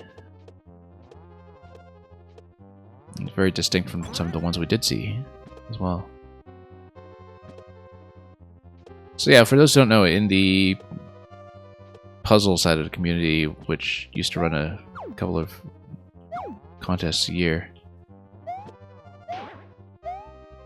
before that gradually dwindled, there was one season a few years ago where, in order to encourage people to get away from just one screen puzzle thinking all the time, the theme was to create a puzzle that centers around a major continuous vertical section in some form.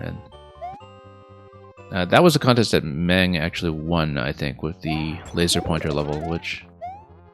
The cat chasing a laser pointer level, the name of which I can't actually remember.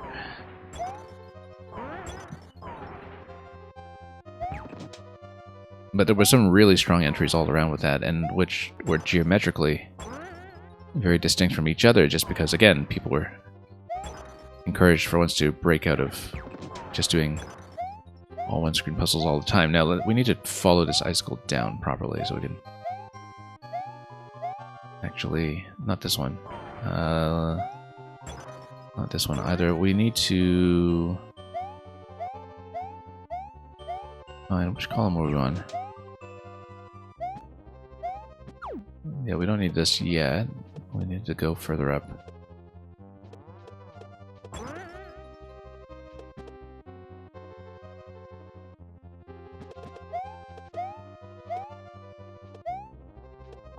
Okay, this is the one, but we need to follow it down. So we kind of get within its activation range. There we go.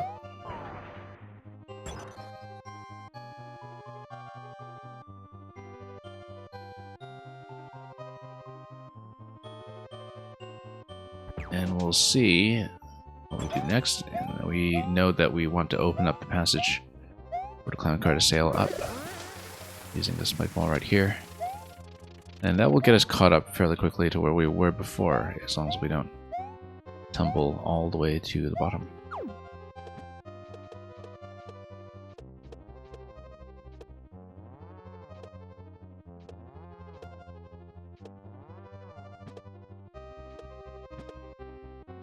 Okay.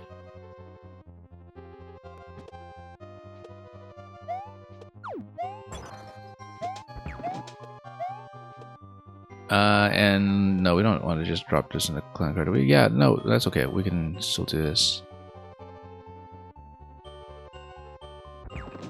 What's this going to hit? Oh, that's going to smack this, and then we take it all the way back up top. And then we do the loop that escorts the clown car further to the top left side of the layout.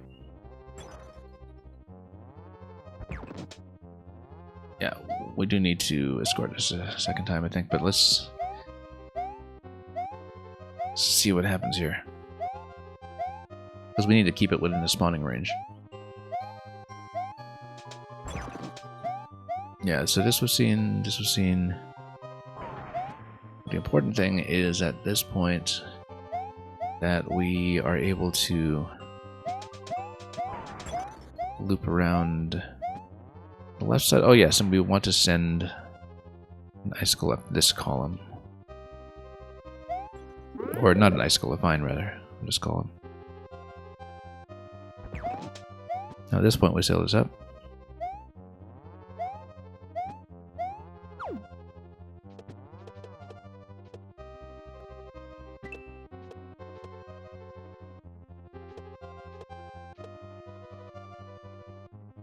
And let's see here.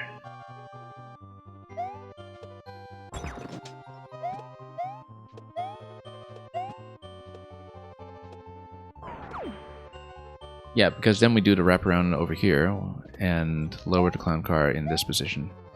So we need to get over there, wrap it around, and then we activate that last icicle and ride it down after that.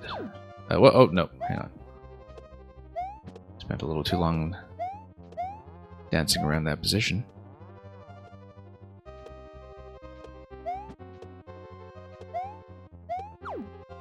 There we go.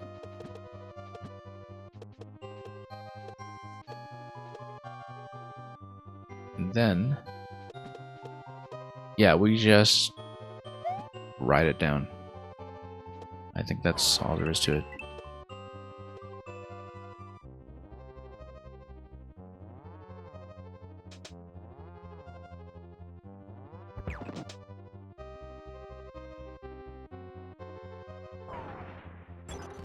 And look at that. Good thing we weren't required to, you know, enter this pipe in a time-sensitive fashion. But we did finally get out of there. I think this is something. Yeah, a drop over here. Did we not see any balloons, though? I don't think we saw the balloons. I think we might have to go back through this. I don't remember seeing a bonus room anyway. So we should look for some kind of other hidden switching mechanism. We'll need to redo it then, because I think I did miss a secret.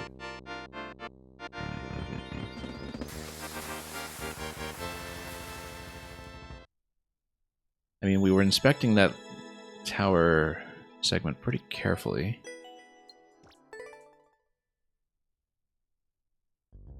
But of course, there's high potential for hidden switches. I mean, you know, one thing that we should consider too is jumping on top of falling icicles to see what might be possible. Like whatever you can get some height that you otherwise wouldn't.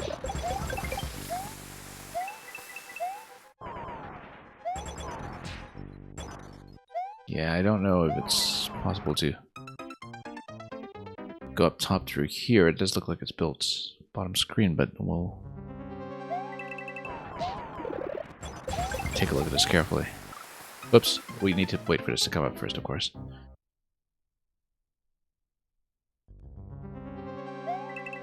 Well, we'll see if we missed anything obvious. I don't remember getting the balloon here. I think we would have noticed. Yeah, this whole sequence is pretty straightforward. Here's the thing, is that, yeah, there's clearly just a bottom half build in this room as well, so that something we'll need to watch out for.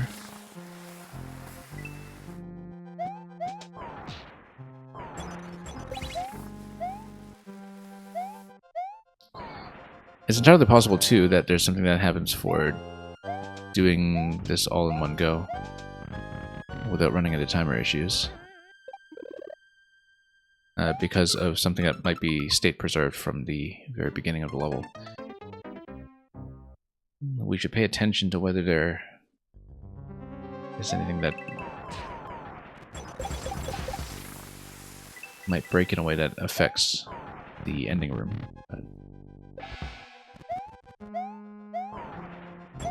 We'll see.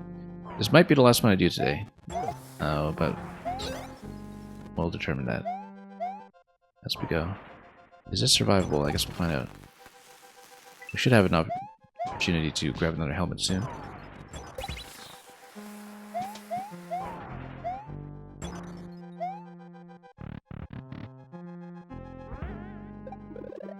Okay, so again, yeah, the top right here is maybe a little suspicious.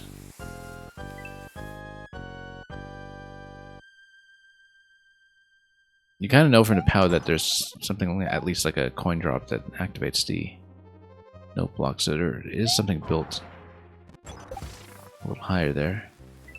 Oh, we don't have the helmet, so we can't go through this very cleanly, although we can still go through it. It's the important part.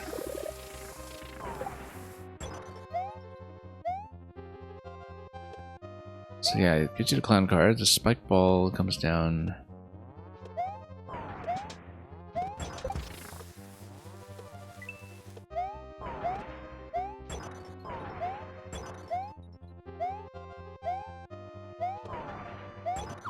Let's go up.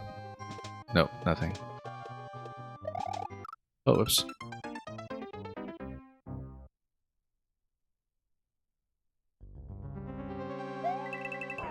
Okay, we'll try to look at it carefully and see if anything reveals itself.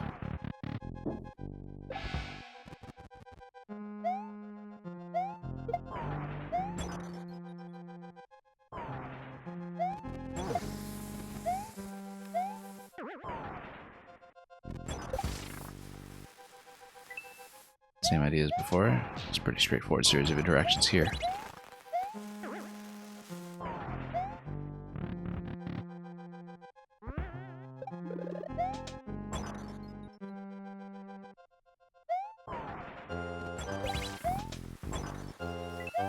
Yeah, just doing everything in sequence. Pretty clear.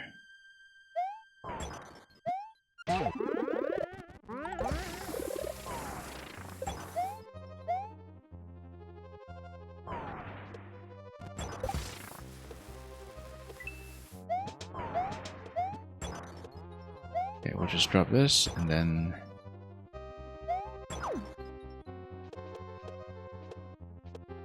yeah, I just hope it's not something like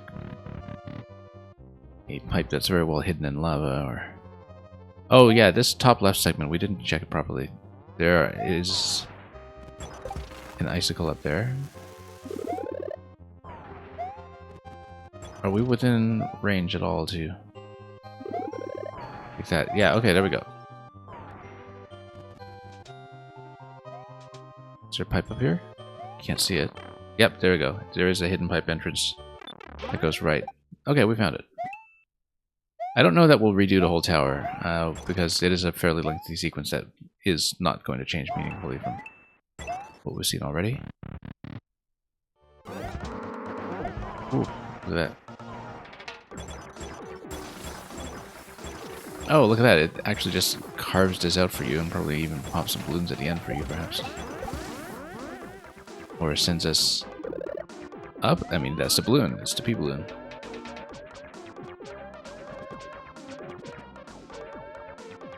Okay, glad we found it. Yeah, we'll go through a door to exit unless there's a reason not to. I mean, there's another door over here.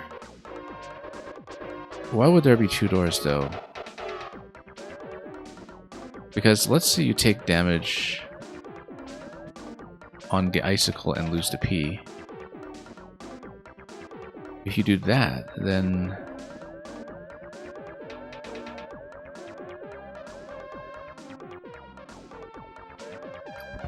I guess you get more P balloons down here, so what should we check first then?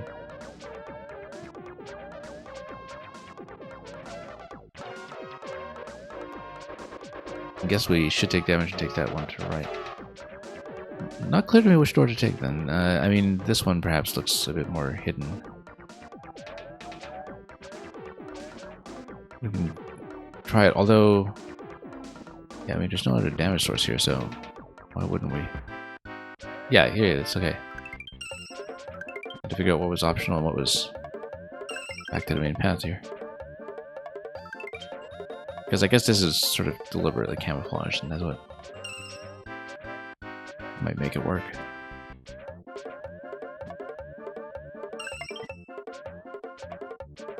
Well, we found a balloon room for real this time.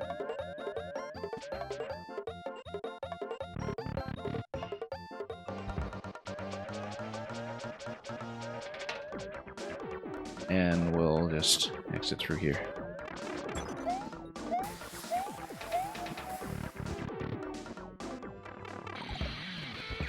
Yeah, and then this takes you through the central tower segment. I think we'll be satisfied with that, because we did find a secret. And, normally I just play it through, but this one is, you know, long enough that it might not make sense to do so,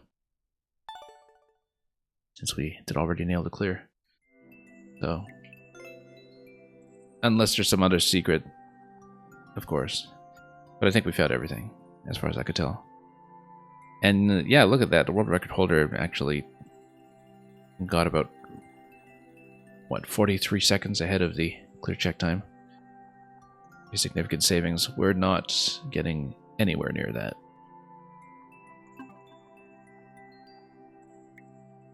Yeah, definitely once you get into the huge columnar layout and when it becomes a bit more about spatial memory, I felt that it got a lot more interesting.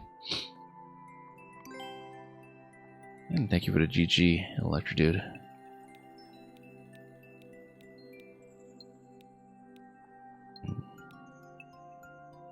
And yeah, in terms of puzzle levels pushing time, we've definitely seen things that are significantly more intense. But yeah, a lot of it is just sort of remembering what's in the layout and visualizing where you might want to go next. And it worked out fairly well.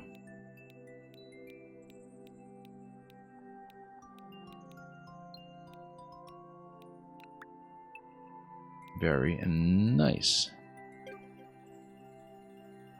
Okay, let me see how we're doing on our current progress. Like I said, I think I might finish here, and I'm just sort of mentally calculating how much exactly we've saved for the next stream.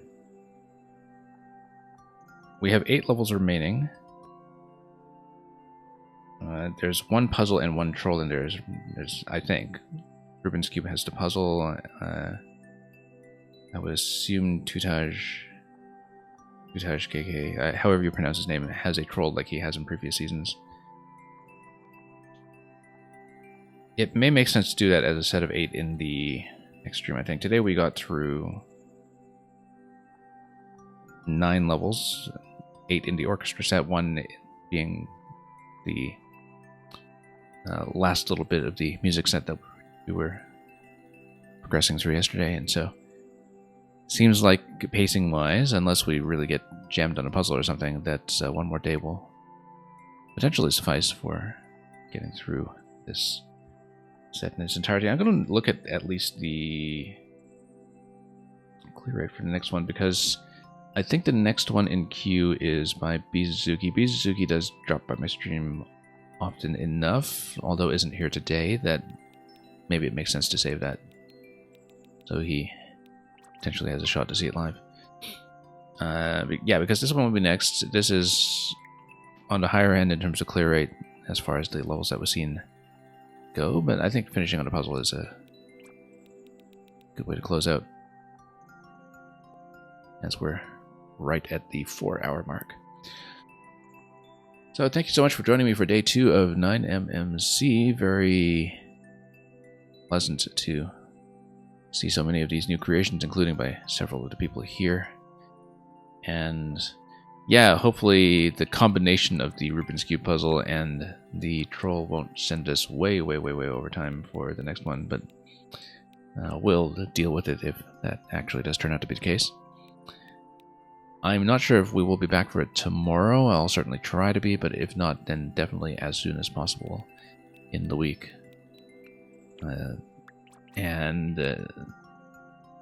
Yeah, that'll be nice to just get all of this done at once. Had a lot of fun today, great levels.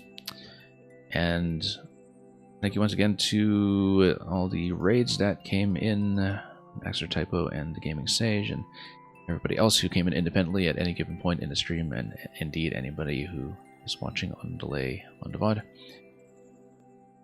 There will be more of the celebration to come very soon, but for now we will send you folks on to a raid somewhere else. So, one moment while I determine what the target is going to be for those purposes today.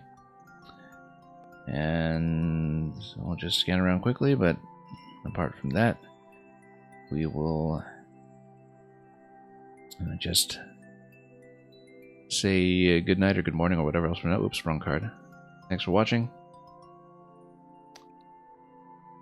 And as always, have fun with everything you may be making or spectating or otherwise playing. And above all, fare thee well.